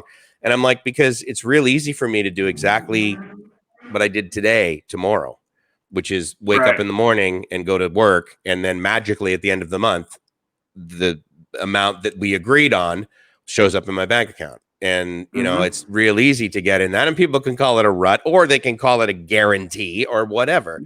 But I think for guys like you and me that are a little bit entrepreneurial, it's like, I kind of want to mix it up a little. You know what I mean? Yeah. So anyway, but let's get to that comment about what did the guy, or I can't remember who the gentleman was who talked about the big three. The big three in China, basically. F1 race. I forgot you like that. Yeah. Was it on the big three in China? Was that on my channel? Yeah. One of your guys talked about BAT, basically. Okay, hang on one second. Baidu, Alibaba, and Tencent. You talking about Dion? Where he said Alibaba grows as Amazon grows. They are the Amazon for sellers. Many people who sell Amazon use Alibaba as a source of products. Yeah, maybe that was it. I think I saw a comment and someone mentioned, the three big stocks, if you will. The tech ones in China are Baidu, which of course is their Google, Alibaba, which is Alibaba Group, which is a number of properties. And then Tencent. Oh, there it is. Dion says in China, the big three tech companies are Baidu, Alibaba, and Tencent. Okay. Tencent makes an interesting acronym. BAT. Yeah, versus FANG, right? The BAT has fangs. Facebook, Amazon, Netflix, Google. Right. Yeah. All right, go ahead, Mike. Talk about it. I want to hear. So here's been my thing is that I've been in and out on Baidu. I've invested, and then I've been like, they've been kind of rocky. Now, to be fair, Baba has absolutely been pretty volatile. I mean, they've been down. I think like last fall, they were down to 160, and I think they're like at 260 now or something like that. And, but again, you got to remember, when they IPO'd, they were the biggest IPO ever in the world for a tech company. And, they bring down Jack Ma, who was the chairman at the time, and they interview him, and they're like, so, what's the key to your success kind of thing? And he's like, oh, well, I really like the movie Forrest Gump, and this, high tech, tool of an interviewer guy, from Wall Street says, that's a fictional character, right? And Jack says something like, I'm a billionaire, right? So, it was basically his response. And it's really interesting having, I did not have billionaire friends for a while. And then I got a couple of guys that were like, in that Forbes top 50 thing, and again, just to be clear, those guys are, yes, they have a lot of money. They have a lot of opportunity. They have a lot of resources at their thing. But if you say, oh, yeah, he's worth $48 billion. I used to love one of my buddies. He'd be like, yeah, I'm worth that amount of money if I sell everything. Right. The only way I'm worth this much money is because I have this company that's got a valuation of basically 40 billion. And then I've been able to do some investments, and I got 80 billion. I got 8 billion over here. I got 17 homes. I got 19 boats. I got 48 cars, and I got what am I going to do? Wholesale them this weekend so that I could sit on a pile of money? So, and that's how I would love when, the stock market crashed, right? And they're like, oh yeah, Jeff Bezos lost $1 billion. And I'm like, dude, trust me, you only lose when you sell the stock. And Jeff Bezos is not selling his Amazon stock. He believes in that company more than anybody, and so it's really interesting to sort of do that. Anyway, so Baidu has been up and down. Baba has been up and down, but I think, again, Baba, like your gentleman said, they're following Amazon in a big way. And to give you an idea of how much volume they do, of Black Friday and of Cyber Monday, right? Okay. Yep. Well, now in the United States, for the most part, the week before Thanksgiving, the week before Black Friday, and the week after, which used to, again, it only used to be 2 days. Well, now, like, they take the revenue from both of those weeks, like Black Friday week and then like Cyber Monday week, and they add all that money up. They invented a holiday, Alibaba did, in China. It's November 11th, 11/11, 11.11. They refer to it as Singles Day. And they were trying to come up with a time that they could sell a ton of products on their websites, which is basically Taobao and Tmall. And that was kind of like the inverse of Valentine's Day. So Valentine's Day is all about couples and that sort of thing. And they said, well, what about the people that don't have any friend, they don't have a girlfriend or whatever. And they said, well, let's come up with Singles Day. So 11/11. So now it's this enormous celebration, and it's actually even spilled into the United States, where they have a Singles Day celebration now on November 11th. Anyway, so Alibaba, basically spearheads this thing, and they have live bands. They have a 24-hour extravaganza that basically begins on midnight, on the 11th, and it goes all the way during the day. They make more money in that one day than the United States on their websites. So like Alibaba.com, they pretty much have like 3 big websites: Taobao, Tmall, and then Alibaba.com. But they really don't they make a lot of money on Alibaba.com, but they do it differently. Anyway, they sell product. They move product through Taobao and Tmall. And that's what all the Chinese people buy. They make more money in one day on those 2 websites than every single website and retail establishment in the United States does in 2 weeks. Wow. One day. The first hour, they did $14 billion in revenue. Unbelievable. They do 200,000 credit card transactions per second. So if you think that the Chinese are just sitting back, like milking our technology, Alibaba's AI and ML is some of the best in the world. And, that doesn't mean that the United States isn't. Trust me, Google Cloud Platform is no slouch. And I have a whole lot of Google stock too. But the point is that I would invite you, Jeremy, as well as others, to really think globally. Because, I mean, again, well, that's an American company, people make that statement. No, they're not. If they're successful, they're a global company and they've got market share in every single big market out there. Otherwise, they're just leaving money on the table. And for the most part, there's a lot of companies that, have their headquarters in the United States and they make infinitely more revenue outside of the United States. Right. And so anyway, that's just some stuff. And then Tencent, if you don't know, Tencent basically makes WeChat. That's their kind of claim to fame. Okay. They're a gaming company. They also have a cloud offering, but at the end of the day, Tencent is WeChat. And as you know, a few Chinese people use WeChat. Sounds like I've got a lot to learn and a lot of money to invest in various things. A lot of money to make. A lot of money to make for sure. Yes, we will. You and I will have many conversations about this until I have a stable investment. I don't even want to call it a portfolio, but just something that has, 1, 2 or 3 investments in it that I feel pretty good about. And the reason just so you know, before I jump over here to the comments, the reason I was talking about the index funds is because 1, it's a pretty safe investment. 2, it's made more for long-term investment, I think, from what I've been told, because you won't, and instead of buying stock in one, thing, you own a small percentage of a whole bunch of companies. Yeah. So it's 500. It's diversified. Yeah, exactly. So that was something I was looking at. I don't know if it's something I'll do. I'm just saying. It's something to look at. But let's you and I will have more conversation on that. But I want to look at these comments real quick. I'm 3 likes away from 60, so I need 3 likes, guys. If you hadn't hit the thumbs up button yet on my channel or Mike's channel, hit the thumbs up button, because I get warm and fuzzy when I get likes. And yeah, so there's 58, and I need at least 2 more, and I'll be happy with the likes for today. I need at least 60. Yesterday we got 87, and it was just me. So you guys can do. You can do it. You can do it. Okay. Let me read where we were. Mr. Mitch, thank you so much for coming by. He's departing. I appreciate you coming by, buddy.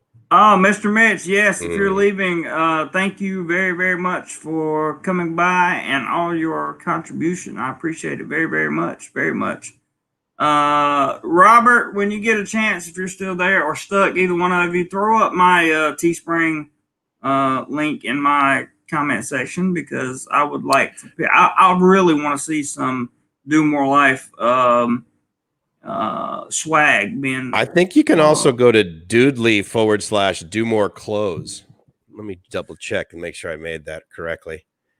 I think you did make that. That's also true. Does that sound right? Yeah, I can't remember what I did. Yeah, there we go. Sounds right.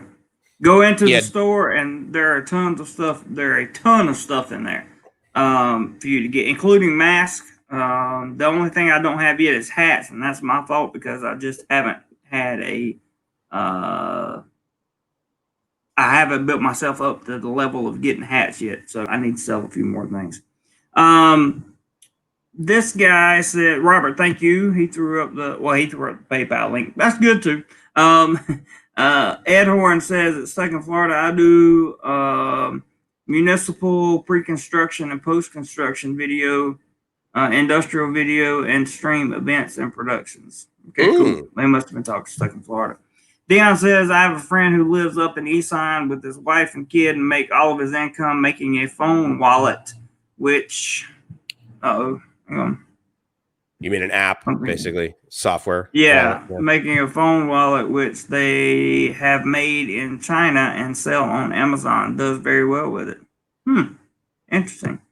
Ed Horn says, I call a regular job cash flow. I call a regular job uh, the beginning of the end. That's what I call a regular job. Then we have, let's see, I wrote that before. Got to run, guys. Mr. Mitch, okay. I hope he has a great day. There's the Teespring link. Dion says, please check out a couple of my travel videos on my channel if you can. Would love to grow it a bit to stay motivated to make more. Sure. Absolutely. No problem. I got 59 likes. Come on, guys. One more like. One more like. And I see 60 now. You see 60? I just went over to your channel. Yeah. I got 32. Okay. You got 60. So go out. You guys go over to Mike's channel and hit hit the like button over there too. Yeah. He needs a good 60 like day. Absolutely. I'm sure there'll be another one added before we get off here. But one of the things this school year for me here in Thailand, I'm not even sure if we're going to get any holidays this year. Well, you got one coming up in September. You got a long weekend coming up in September. Basically, the follow through with Songkran. Yeah. And the travel fund, which is why for the guys that usually contribute via PayPal, they can do that via Doodly/Do More PayPal. It's called the channel fund now, just so you know. It's called the channel fund now. That's right. But I use that money. I'm paying attention. No, it's all good. I use that money to travel, and I also use it for anything that the channel needs. So I'm definitely going to take off and make a good 4-day weekend out of the 4-day weekend. So contributions are greatly appreciated. You know where you're going, or do you want to say just yet, or no? Haven't decided. No, not yet. I'm torn between two places, and I think maybe I can do them both. I'm not sure. Okay, be a lot of traveling. I was going to say, yeah, you can spend 4 days. You don't want to spend a whole lot of time traveling. Hey, get to Dion's last comment. I didn't realize maybe he's in Bangkok. Let's find out where he is. Maybe we can hang out with him. I'll be right back. Okay. Dion says, Robert says, I see 60. Dion says, take care, guys. I will buy you some beers if I see you in Bangkok. Are you both in Bangkok? Yes, we are in Bangkok. Are you in Bangkok? That would be the better question. But both Mike and I are in Bangkok. If you're in Bangkok, Dion, we'd love to meet up with you for sure. But neither one of us drink. So you can drink all the beer you want. And I will drink all the Coca-Cola that you can buy me. For sure. Because I'm a big fan of Coca-Cola. Stuck says, Dion the Nomad, Mike nor JC drink alcohol. That's very true. Very true statement. But always willing to meet up for food or drinks or whatever the case may be. He says, okay, smoothies then. Hey, there you go. Smoothies it is. I like smoothies. That works for me. Ed Horn says, my regular job is a part-time job of 2 to 6 days per month anymore, and I believe it would be certified similar JC's description. I understand. Dion says, I am in Bangkok on the river, just down from Icon Siam. Wow. He's down your way, Mike. Mike's not back yet. But at least we know where Dion is. I will gladly inform Mike when he comes back where you are down by Icon CM. So Mike, Dion is down by he's in Bangkok on the river, just down from Icon CM. Oh, nice, man. That must be nice over there. He's pretty close to you. I could, yeah. I mean, yeah. Yeah. I could. I'm trying to think. Sapan Taksin, is that the name of the stop over there? I think. I don't know. And then you take the ferry over the river. I take the motorbike everywhere I go. That's all I know. Have you been over to? I know, right? Yeah, exactly. Have you been over to Icon Siam? Oh yeah, I shot a whole video 4x4. Floor by floor. Right. On the mall. We got pictures with the where the water falls from the ceiling and the different Yeah. and all that. I got That's pictures nice. on the Instagram of that. It's real nice. That's a upscale mall, so you're gonna You pay think? like top Yeah. dollar. Yeah, I mean they have Ferrari dealerships, Mm-hmm. Bentley dealership, Rolls Royce dealerships, Aston Martin. They have all those in there. So, and they have a huge Apple store in that mall Yeah, as well. true. And I heard they're opening another one in that like area. There's a brand new Yeah. Apple store over at Central World, over by the Siam, where the two BTS green and dark green meet. They put that in. It's huge too, and normally it's like kind of this outdoor area, basically between the physical mall, the actual building, and the street. Mm-hmm. And they'll put like Christmas. They usually put a gigantic Christmas tree there every year. But I mean, it looks like a spaceship, man. Multiple, tons of glass, right? And I'm walking by there the other day, and there's these white tents outside, so people can understand it, stand under it, and Right. they so they won't get sun or rain or whatever. Waiting in line to get in the Apple Store. I mean, talk about what brand does that, man? I know, right? But I want to address Patrick. He says on your channel, he says cash is trash. Stimulus checks are great until you realize we've debased our currency and essentially paying an inflation tax. Well, I don't know that much about economics, but I do understand that inflation is a normal part of economics, specifically about 2%. Inflation keeps a good steady market. For me, the stimulus checks are a problem solver right now. So maybe I wind up paying for it in the long run, but the good news is I'll have the money to pay for it. Yeah. So the King Leeway. Hi, Mike and Yeah, Jeremy, Cool Kids, Table Nation, stars 35 likes, 21 million viewers. Domorelife Crew starts 60 likes and 46 million viewers. Nice to relax and watch you guys. Yeah. Thanks for coming. Thanks for stopping by, man. Good to see I you. love his Tech. Filipino metrics. I know, man. These Filipino metrics have really messed with my head in the very beginning. I was like, what in the world are we doing? Oh, Dion's got some more stuff going over here. Nice. And stuck sub to his channel. Dion says we grab a condo boat over to there. Then Sathorn Pier, Taskin, BTS. I don't know where that's Tuxin. That's right. I forgot. Yeah. Dion says next boat is 10 minutes, so going down now with the wife to grab the boat over. And then the free boat shuttle from there to Icon CM Central. Awesome. Sounds like a fun day of riding the boat. What I want to do, Mike, one day is get on the boat there at Icon CM, and I just want to ride down the river and get off at every stop.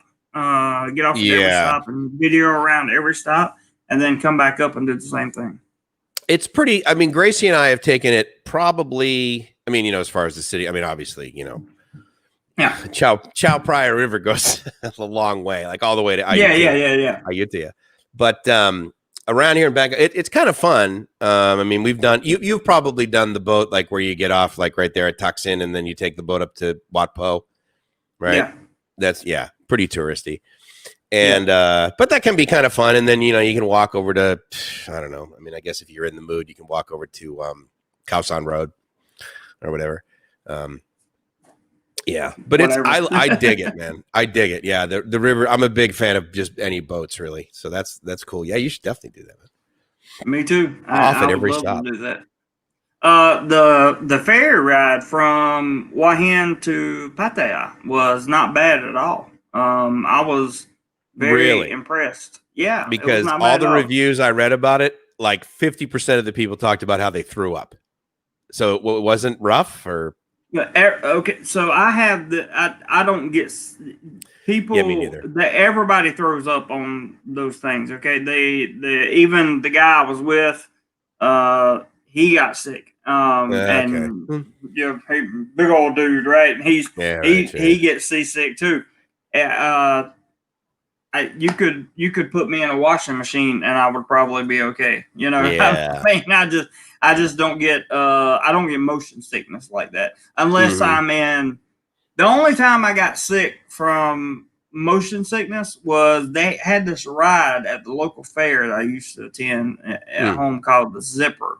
And what it was a little clamp thing that you sat in, had shoulder harnesses on, caged you in, and it went up and around like this. But as it went up and around, your thing spun depending on gravity. It's like being in one of those, how the astronauts training in one of those circular things. Cage, yeah. The cage. It was like being in that. Now, that one I got a little bit nauseous from, and I almost So like, this is gonna be bad. Yeah, this is gonna be bad. But that's literally the closest I've ever come to having that problem. I just don't get seasick. Yeah, I haven't gotten sick on the midway rides, the carnival rides, but I've definitely felt nauseous. Yeah. My dad, the only cruise I've ever been on was with me and my dad, and he got one night he got a little bit seasick, but me, I just it doesn't bother me. It doesn't bother me to the point. I was so broke and so desperate at one point in time, I actually thought about going Alaskan crab fishing. As a job. As a job, yes. That is hard work, dude. Yeah, man, but it's not only the hard work, but the seas when you get caught in the storm. Oh God. I actually considered it, but then I realized that the amount of money it would take for me to get there and then get back home. Would be commute to Alaska. Would be like half of what I earned for the season, right? So it was like, you spent all your earnings to get back home. Yeah, exactly. I just went through hell for nothing. So I was like, that just does not interest me for some reason. What about fishing in North Carolina? I mean, you guys, obviously, there's portions of Florida that are known for their, their deep sea as well as, surf. What about North Carolina? You guys have a lot of fish going on there? What's the sort of... We have some tremendous fishing, especially up in the mountains where you can stand in the stream and with waders and fly fish for trout. Oh, okay. And that's a real big industry. We have a lot of fun doing that. I actually did that when I was younger. One of the better experiences of my life. I grew up fishing, hunting, all that stuff. That was just the lifestyle. And I actually lived in a very remote place. There was a huge lake that was basically a reservoir. But one of the creeks, we call it a creek, but it was actually, as it got on out, it expanded into a pretty large river. Don't you call it a creek? You call it a crick, I thought. No, we didn't call it, no. Cricks are in Georgia. Cricks are in Georgia. But we call it a creek. And it was actually just in walking distance from my house. So we would go down there and fish and fish and fish. And when they would drain the reservoir a little bit, it would go down and you could actually see what was under. You could see what the riverbed looked like. And I was like, hot spot here, hot spot here, hot spot here. We even named places like, this is the Rocky Shoal. It's only like 3 feet deep when the river is at full capacity, right? So you could literally spinnerbait that thing to death and catch a bunch of fish. It was interesting. We found some deep spots for catfishing. It was. I had a. Looking back at my childhood, maybe it wasn't quite so bad. Certain parts of it.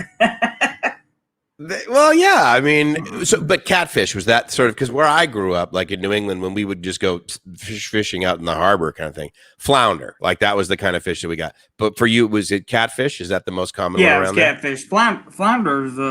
Can you get freshwater flounder? I think No. flounder's a saltwater fish. Flounder, saltwater. Yeah. That's true. Yeah. So salt versus, that makes sense.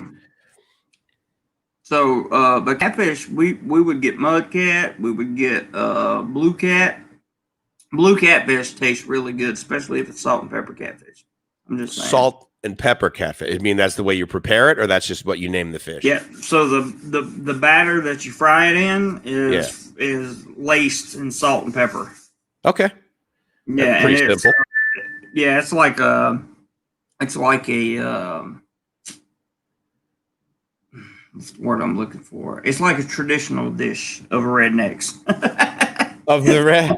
So you know what's funny is I had a buddy and he's like, yeah, I don't want to live in Florida because there's too many rednecks down there. And I'm like, okay, well, Florida's a big state, dude. And maybe like, per city, there might be a higher thing. But what's the definition of a redneck?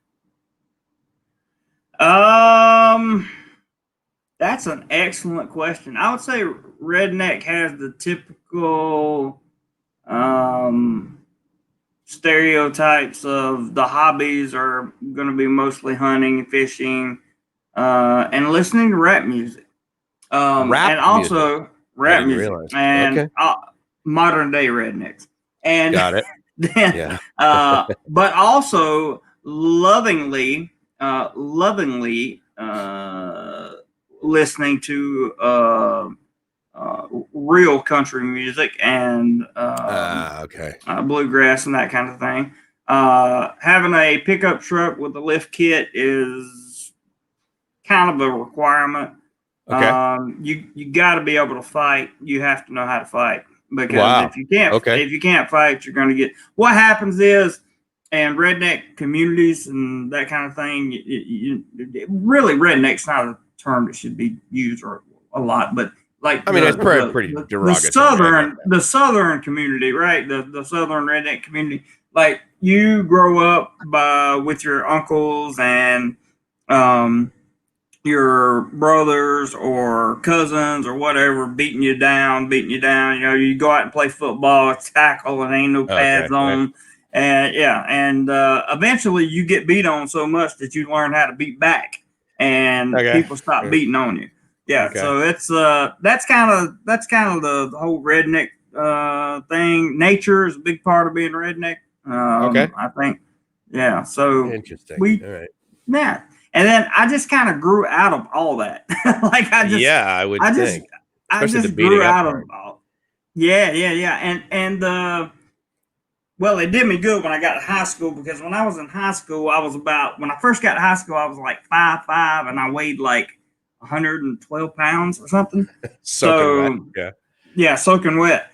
And it actually did me a lot of good, because I made some people mad, which I have a tendency to do.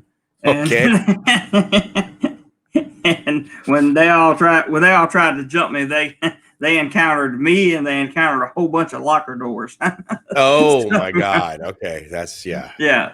Careful. So it was, it was it was a quality skill that I embraced. Good for you, man. All right. So hold on. Back to the September thing. When is that? Is it like a Friday, Saturday, Sunday, Monday kind of thing? Yep. It's September 4th, 5th, 6th, and 7th. Okay. So it's like 2 weeks from now, basically. 1, 2. Yep. I have a buddy. He mentioned this holiday to me. I didn't realize what dates it was, but he said that he is probably going to go away and go down towards the south of Thailand. I would love to go towards South Thailand. Yeah, it's not. But his belief was that because of the long weekend, many Thais are going to go north. They're going to go back up to their families and that sort of thing, because of, again, it's Songkran celebration. And he even looked online, and like the flights from here to like Ubon are like 4,000 baht, and it's like 100 baht to get down to like Phuket, because most Thais don't vacation in Phuket, right? Right. And So I was curious, like, what do you think? You think there's going to be less or more Thais that go to Pattaya for this holiday? I think right now there. So everything I read about the Thai government and domestic travel, and yes, stuck in Florida, you are stuck. I should say you are correct. There's some great saltwater fishing down on the coast of North Carolina as well. But the Thais, I feel like they're gonna journey. Like they'll be in Rayong, they'll be in Bonpei, they'll be at Sun Beach. They'll be over in that area because they always are when holidays come up. I don't know. It's really a guessing game because I imagine with the Thai government is trying to push domestic travel for Thais. Yeah, big time. Not for us, but they're pushing it for Thais, and they're putting subsidies and offering cash to go and that kind of thing. So there may be Thais that have never been. Hey Mario or Mariano, yeah, absolutely. There may be an influx. I can't. I don't really know, to be honest with you, Mike. I don't. I just don't know. If I had to guess specifically for Pattaya, just for that, I would say that there would probably be more Thais there than any other time because they know that the tourists are not.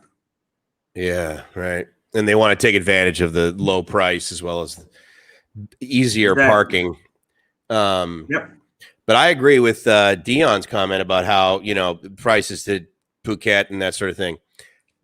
I was amazed. I mean, but there's also nothing going on down there. I mean, it's very, very empty. Now, I like that because I can go for like 3-hour walks on the beach by myself. I don't have to share it with anybody. Right. But yeah, it's really pretty. I mean, it's a big change, of course, because 80% of their income comes from tourism.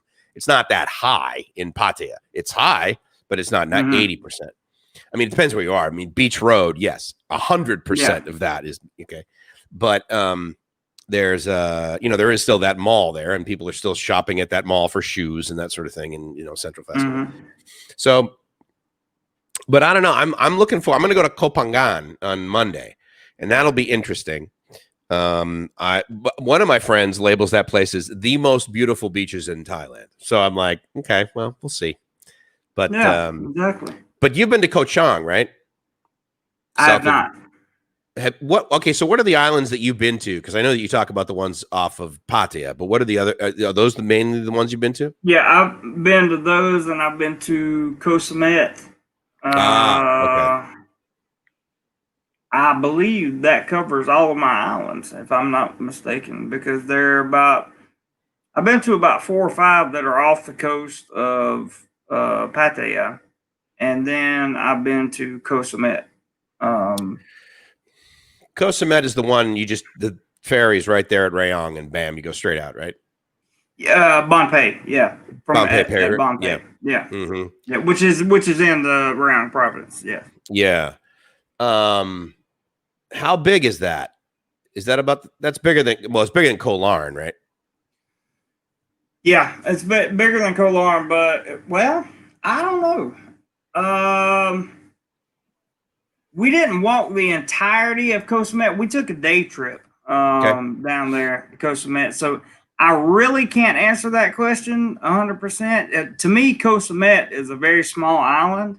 When you look at it on Google Maps, you'll see that it's pretty small. Right. It may be about the same size as Koh Larn, to be honest with you. Actually, Koh Larn may be bigger. I don't. I really don't know. I walked the entirety of Koh Larn in about 45 minutes to an hour. Like we didn't get a bike. We just walked the whole thing all the way out to the beach. Up and down that hill?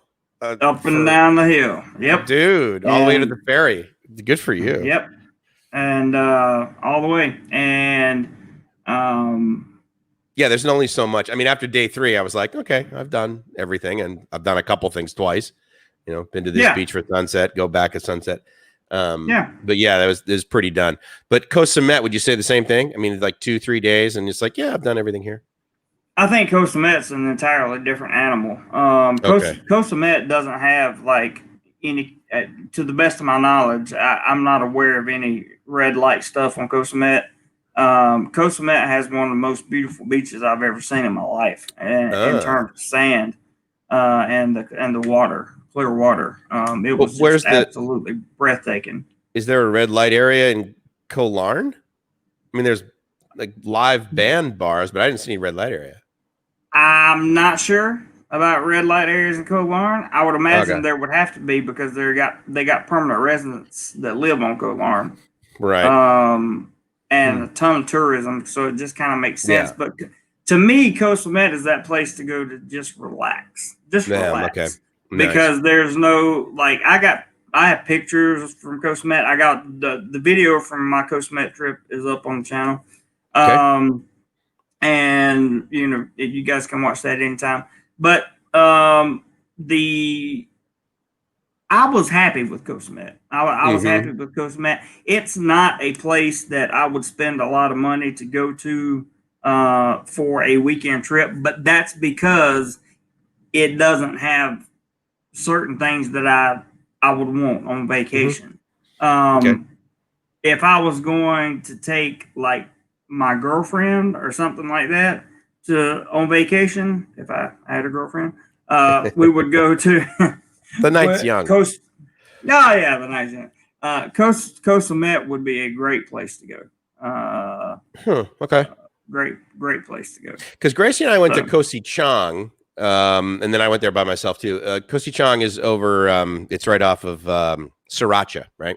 So as you're heading down the coast, basically south of Bang Sien, yep. and that was cool. I mean, but again, after like 3 or so days, then it's sort of like, I've done most of what's over here. And okay, Patrick says there's no red light in Koh Larn. Yeah, I didn't think there was. I mean, I cruised down. Yeah, There's that. Patrick just. I think if I say anything, Patrick's going to disagree with me. So That's just his default, huh? That's pretty funny. Yep. I was the cool thing actually about Koh Larn as well as Koh Si Chang for me, in comparison to say some areas of Phuket, and definitely comparison to Koh Samui, was that it's got a local Thai community, so they were sort of like doing their regular thing, except in like oh my God, what's the name of the big beach in Koh Samui? The real popular one, Wang something. Anyway, that one. I mean, everything was dead there. I mean, there was like 4 7-Elevens in a row that were closed. All the Burger Kings were closed. The malls. There's a Central over there, and that was right. closed, pretty much. And but the other areas, like where it was like Thai markets and that sort of thing. I mean, I was driving along the street and I was like, man, I gotta how all the motorbikes are like parked at an angle, right in front of a thing. And I'm trying to find a spot to park, and this is like 5 PM, and I'm like, wow, man, the Thais are they're up and moving. So that's been pretty interesting. But I mean, you can always find these places, man, out of the way places now, especially now, to go and just like hang out. So yeah, I hope you don't do a ton of travel on those 4 days, dude. But I do hope you go to someplace awesome, because I know you got that bitchin' camera. I know, man. I want to take my camera and do some things, and part of me wants to go to Pattaya for Yeah, I see you, that buddy. trip to see my friends that I haven't seen. I haven't been to Pattaya in a long time. Yeah, right. So part of me wants to go down there to see them. There's another part of me that doesn't really want to, but kind of wants to get on a bus and go up to Ubon, where the floating girlfriend stays. Okay. And maybe hang out up there for uh, uh, a couple days. Okay. That would be something that I've never done before. I've never been north, Okay. So, well, I've been north on a visa run. Yeah. So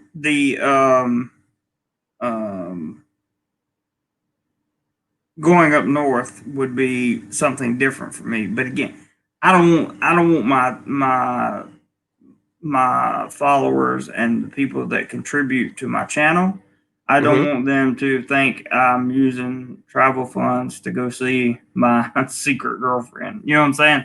So, well, okay, yeah, it's your boundary, right? But I mean, at the end of the day, I mean, look, you travel, whether you travel with a friend or not, is still you traveling. But again, that's Mike's opinion, right?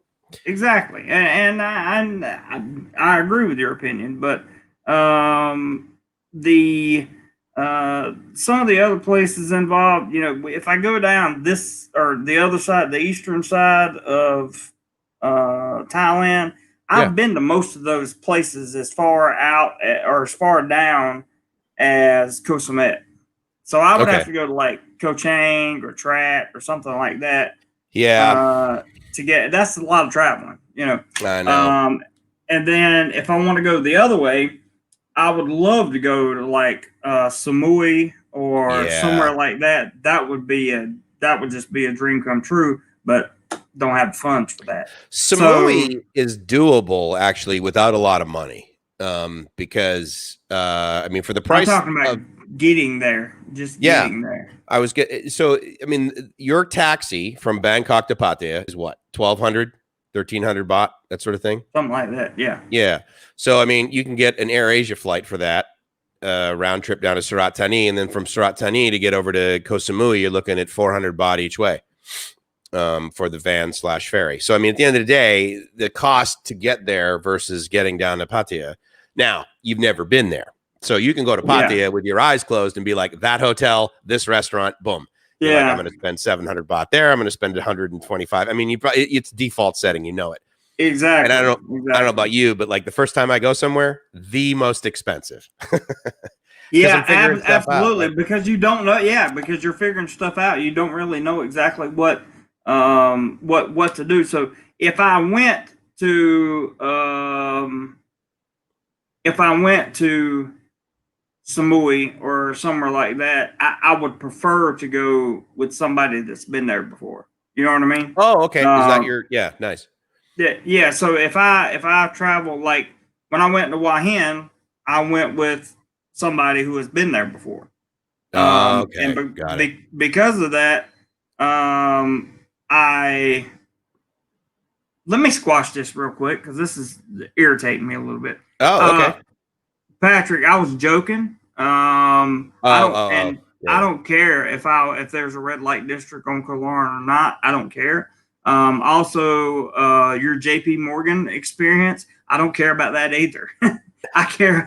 I mean, I appreciate the fact that you come on and say these things, and now you got somebody else agreeing with you. But look, guys, I'm not an economic minded person. I don't know. It's going to take people sitting down with me to teach me. Yeah, absolutely. I'm learning. So all this, I work for JP Financing. I'm educating you and this kind of thing. You can't educate me in I'm sorry, you can't educate me in a post. It's just not going to work. I'm a person that has to be. I'm a very visual learner, and I like to see what happens. With that being said, I love you guys, and I'm very glad that you're here with us on the chat. But please understand, it's all good. Yeah, it's all good. I mean, it's just back and forth, dude. It's all good. Yeah, it's all good. I wanted to say hello to my buddy Dana. I mentioned on my live stream the other day. I mentioned it briefly today. Dana's got this amazing podcast that I'm honored to be a part of now called Bangkok Strange. And so we're going to be... Yeah, so that's the pot, right? So that's going to be pretty awesome. And I'm the co-host. He's the originator, and he's the host, and that sort of thing. So I've been, it's been really neat hanging out with him and doing that. And it's a great learning experience for me because I need to talk less. So that's been sometimes, pushing me out of my comfort zone is doing less friggin' lip flapping, So but it's been really cool. But and then he mentioned that he says that Samui isn't great in his opinion. Now, but what's interesting about that is here's what's funny. stay strange, my friends, is that I've been to Samui, and many people lately have made that comment to me. And I have also been to Phuket, and people have said, "Oh, I didn't really like it down there." Yes, but when you went, there was no disease. There were humans. Right. Like from my perspective, Koh Samui and Phuket have the best vacant beaches of any place I've been regularly. Right. I don't have to share anything with down there. It's been the cheapest hotels, the cheapest bungalows right on the beach, and that's just because that's the way it is right now. So your experience back then was probably, that you didn't like it, that sort of thing. But I got to tell you, man, if you can get on a bus, plane, train, cab, motorbike, whatever now, just like Dion was saying, man, now is the time. Now is the time if you're over here. Now, to be fair, if you're in the United States, like, can you move around? Because if I'm in the United States and I basically can't work and I got to stay in my house and stuff, I'm going to get on a plane. If I'm living in Boston, I'm going to go to Florida Keys, man. I love it down there. Like, can you do that, or do you get? I would love to be able to go to Florida Keys. That's one of my places I've never been. Always wanted to go, but I don't know that you can do that right now. I don't know that you can do that. Yeah, I mean that would be, because I was thinking about that, and because again, like a lot of people, well, I don't have a passport. Is sort of the default response, not from anyone in the chat or that comes to these things, but I mean, the majority. U.S. citizens don't have passports because you don't need one. You're like, look, dude, I can go snow skiing and water skiing the exact same day, Right. and I got, I get the same ATM card, and I can use Bank of America ATMs all over the United States. So there's a lot to do there, but I just wonder, like, whether that's available to people. Like, I don't believe domestic travel in the U.S. is as available and enjoyable as it is now in Thailand, right? It can't be, because it's also much more expensive, and the enjoyable part absolutely has to be on the very minimal scale. Domestic travel in the U.S. It can't be enjoyable. I mean, it can't be, because you got one state that will run the mask laws to death. Then you got one state that don't care. Then you got one state that has counties that care, that don't. Yeah, I mean, it would be like, and then you got planes that's got, some of them have the distancing. Some of them have different seating arrangements now. They've changed. Trying to find a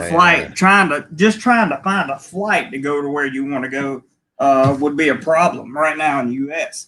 Because even though they're running domestic routes, they're not necessarily running the domestic routes that you want to go to. Like, you might have to, for example, if you were in Boston, right, and you wanted to go to the Keys, you might be able to find a flight to like Orlando or something, or Miami, Miami at the most furthest south. Then you're going to have to find a boat to take you to the Keys. I rent a car. That's what I usually do. But yeah. Oh, you could rent a car. Yeah, they do have a bridge. You can rent a car, but I'm just saying the world's largest, the U.S.'s largest bridge, 7 miles. Yeah. And I'm definitely places like that are things I'm looking at doing in my 50s. I'm looking at it, maybe like going back to America in my 50s and taking this travel channel or making this a travel channel again. Going back to America in my 50s. And being able to travel around places that I've never been to, like Grand Canyon, and Florida Keys, all of them. Any of the really nice places in America that I've never got to see, the sights and stuff. There's some really cool. America has some cool places to go visit. Unfortunately, I don't think New York City will ever look the same again. So, if it does, it'll probably be, a good 10 years. No, for sure. I don't know, but I would like to go back to New York at some point in time. I was not a fan of New York City when I went there. I went there several times, but it was a long time ago, and it was work related basically. And it wasn't for me at that time in my life. And so unfortunately I've taken that experience, and that just sort of sits there in the database. But the Keys are interesting for me because the first time I went down there was like I was about 18, and it was in the winter in Boston, and that's when I discovered that sun and beach is available in December. I just got to get the hell out of Boston. And that began a love affair with the tropics. Then I was like, this is friggin' amazing. I got to do this.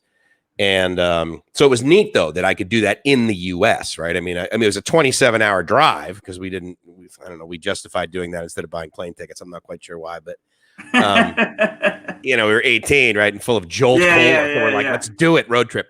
And so that was kind of fun. And that really opened my eyes. And then the next sort of step years later was going to Maui for the first time. And I was like, okay, this is still the US, but this is like, I mean, I remember I got off the plane and I thought my default thought was, geez, I wonder if my cell phone's going to work. It's like, dude, it's the US, and I was like, oh my God, like there's no long distance from Maui to San Francisco. It was just like, wow, this is interesting. And I want to see like Maui and certain parts of Hawaii so bad. There's just places in the U.S. I haven't been able to do that for. Yes, MetTech, we can see your comment. But there is I got to build my financial base so that I can afford to do these things. And I want to be able to go back and go to America. And then hopefully in my late 50s or very early 60s, I can come back to Southeast Asia or possibly South America. Because after I'm done with my Southeast Asia tour, I'm going to South America. That's my next okay plot.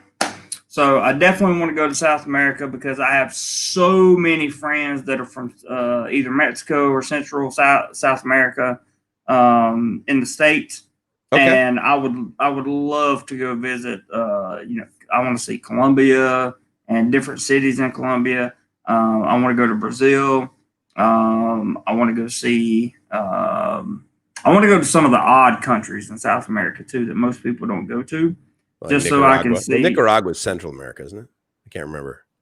I think Panama is Central America for sure. I don't know how it's. Yeah, I definitely want to see Panama and places like Ecuador and a few other places like that. Mm-hmm. I just want to go see. I want to go visit. Yeah. I want to go visit. I want to go record some video, and I don't want to die while I'm there. So yeah, that's probably wise foreign policy. Actually, yeah, this you not want to die. Mariano mentions that he really likes Marathon Key over Key West, and I completely agree. I mean, again, just like anything else, right? As you guys know, it depends, right?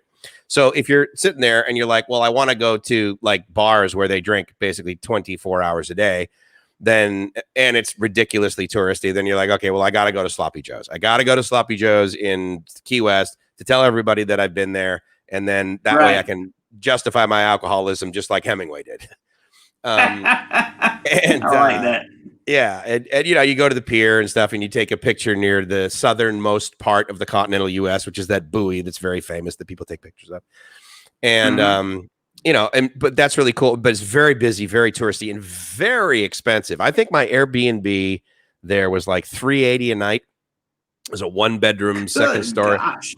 Yeah, wow. I know, right? But again, you gotta. Well, I came from San Diego, so woohoo! I'm saving $20 a night on this Airbnb. Yeah, you were like, yes, I'm saving money. Yeah, absolutely. I'm staying one night for less than $400. Where I live for a month over here. And Dana is such a. So I use different language on this stream, Dana, than we use on Bangkok Strange. So I'm not going to call you what you are. But Dana's a great buddy. Carl asked a good question. Are you planning on returning to America when you're older? I saw that. My plan was to go. First of all, he is older, and no, therefore he won't be returning. Jeremy, here's what's so funny, right? So you know how I did those videos? It was like, why Thailand, right? And I came up with ideas and that sort of thing. So I'm walking on the beach. This is like my last why Thailand video, and I'm talking about it. And then I was doing a live stream afterwards, and I think it was Aztec that came on, and he goes, Mike, here's why Thailand. It's friggin' Thailand. I'm like, good point. Mike, why Thailand? Because it's Thailand, dude. Focus. Exactly. So I thought that was pretty good. But So my plan was to go back to Boston basically every summer, July, August, because I like it hot and humid, and that's when it is there, and that's where my folks live. And then Gracie and I will go back there and take care of my parents for, the amount of time that they need that to occur. But as far as going back there and probably enjoying my life as much as I do here, that's going to be, I think that would be very difficult. If I were to go anywhere and live like long-term in the United States, it would be the West Coast of Florida. It would be near like Lover's Key, Naples, Sanibel Island, down that area. Potentially the Keys. I agree. I also like Marathon. Marathon's basically right in the middle. There's Key West on the west, and of course there's Largo on the east. Marathon's basically in the middle. And I mean, I love Bahia Honda Key. I love that that's in a national park. It's one of the best beaches in the whole world. Amidst it's not as wide normally, but yeah, I don't know. I mean, I'm sure you get the same question, Jeremy. Hey, dude, if you could cruise back, will you go back to America? And I mean, again, it's kind of like, well, I mean, I'm predicting the future. Like, how do you know, really, right? Here's where I stand with that right now. Right now, you couldn't pay me enough money. Well, yeah, you you give me enough money, I'll do a whole lot of things, even here in Thailand. You give me enough money, y'all. If you weren't here for the stream, I have a business idea that involves me and a song, and frisbees, balloons. Yeah, I will do a lot of things. Twirlers.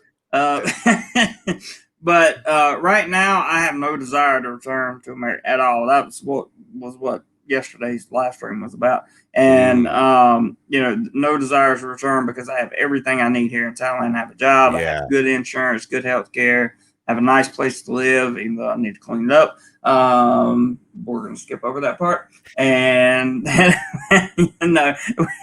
there's so many things. Yeah. And then there's going to be one day, guys. Yes. One day I'm going to come on and I'm going to say, I met a girl. And I brought her back to my place because I proactively cleaned the goddamn thing. That's it. Or I brought her back to my place and she cleaned it. Yeah, absolutely. Yeah. Oh my God. She's the one. She came with like a swirling, brush and everything.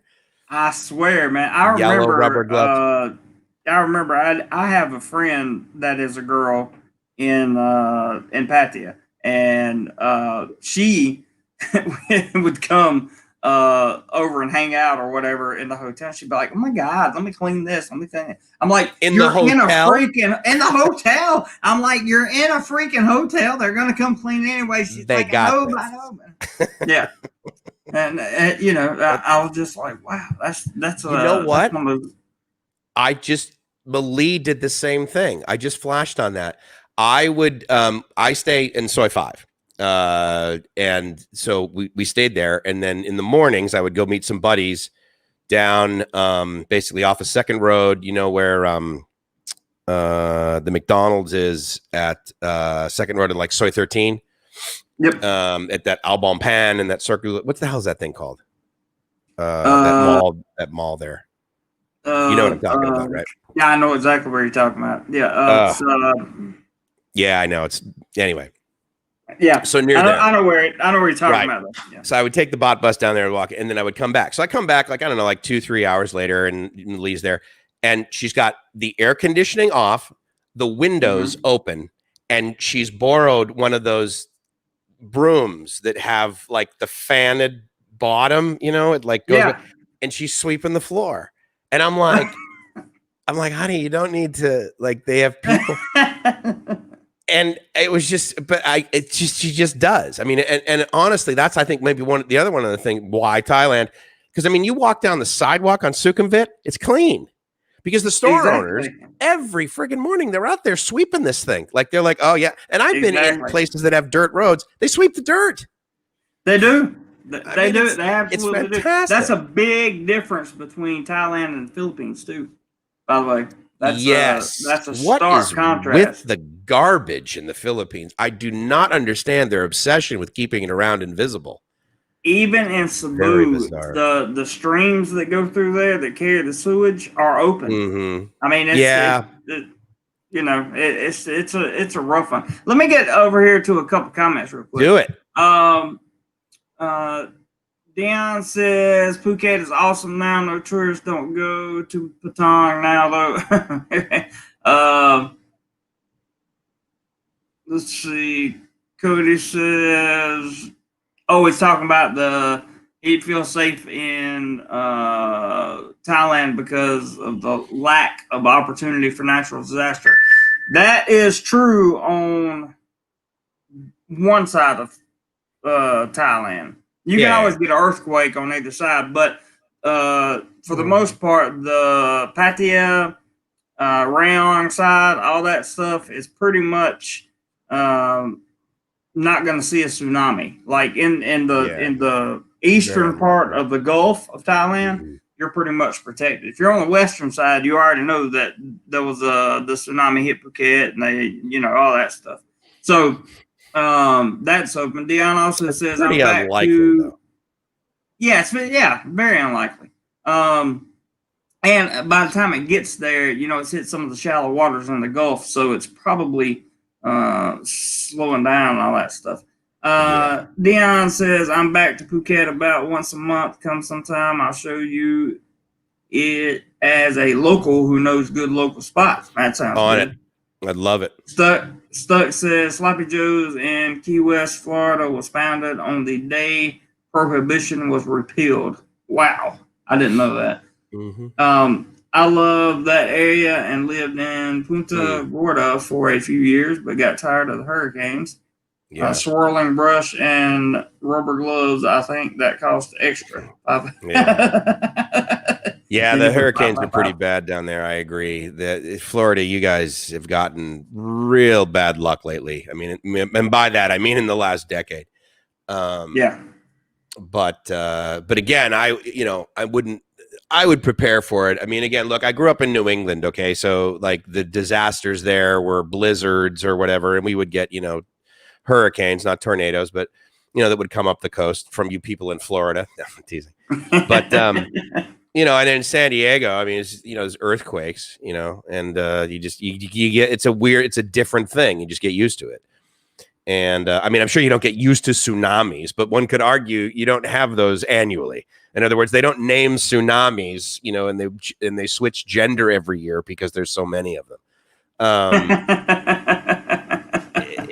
It's I mean, again, it's a possibility, but I don't think it's a high probability. And that's kind of how I determine where I'm going to live. What is the probability that my car will get stolen? What is the probability? I mean, And I think it's 100% safe. I agree. I also think that we've had a good chat today. And dude, we're way over 3 hours. Maybe we should call it a wild success and chest bump out. I think that's kind of what I'm thinking. I'm looking over here, and how many likes did you get, bro? 61. You got tight.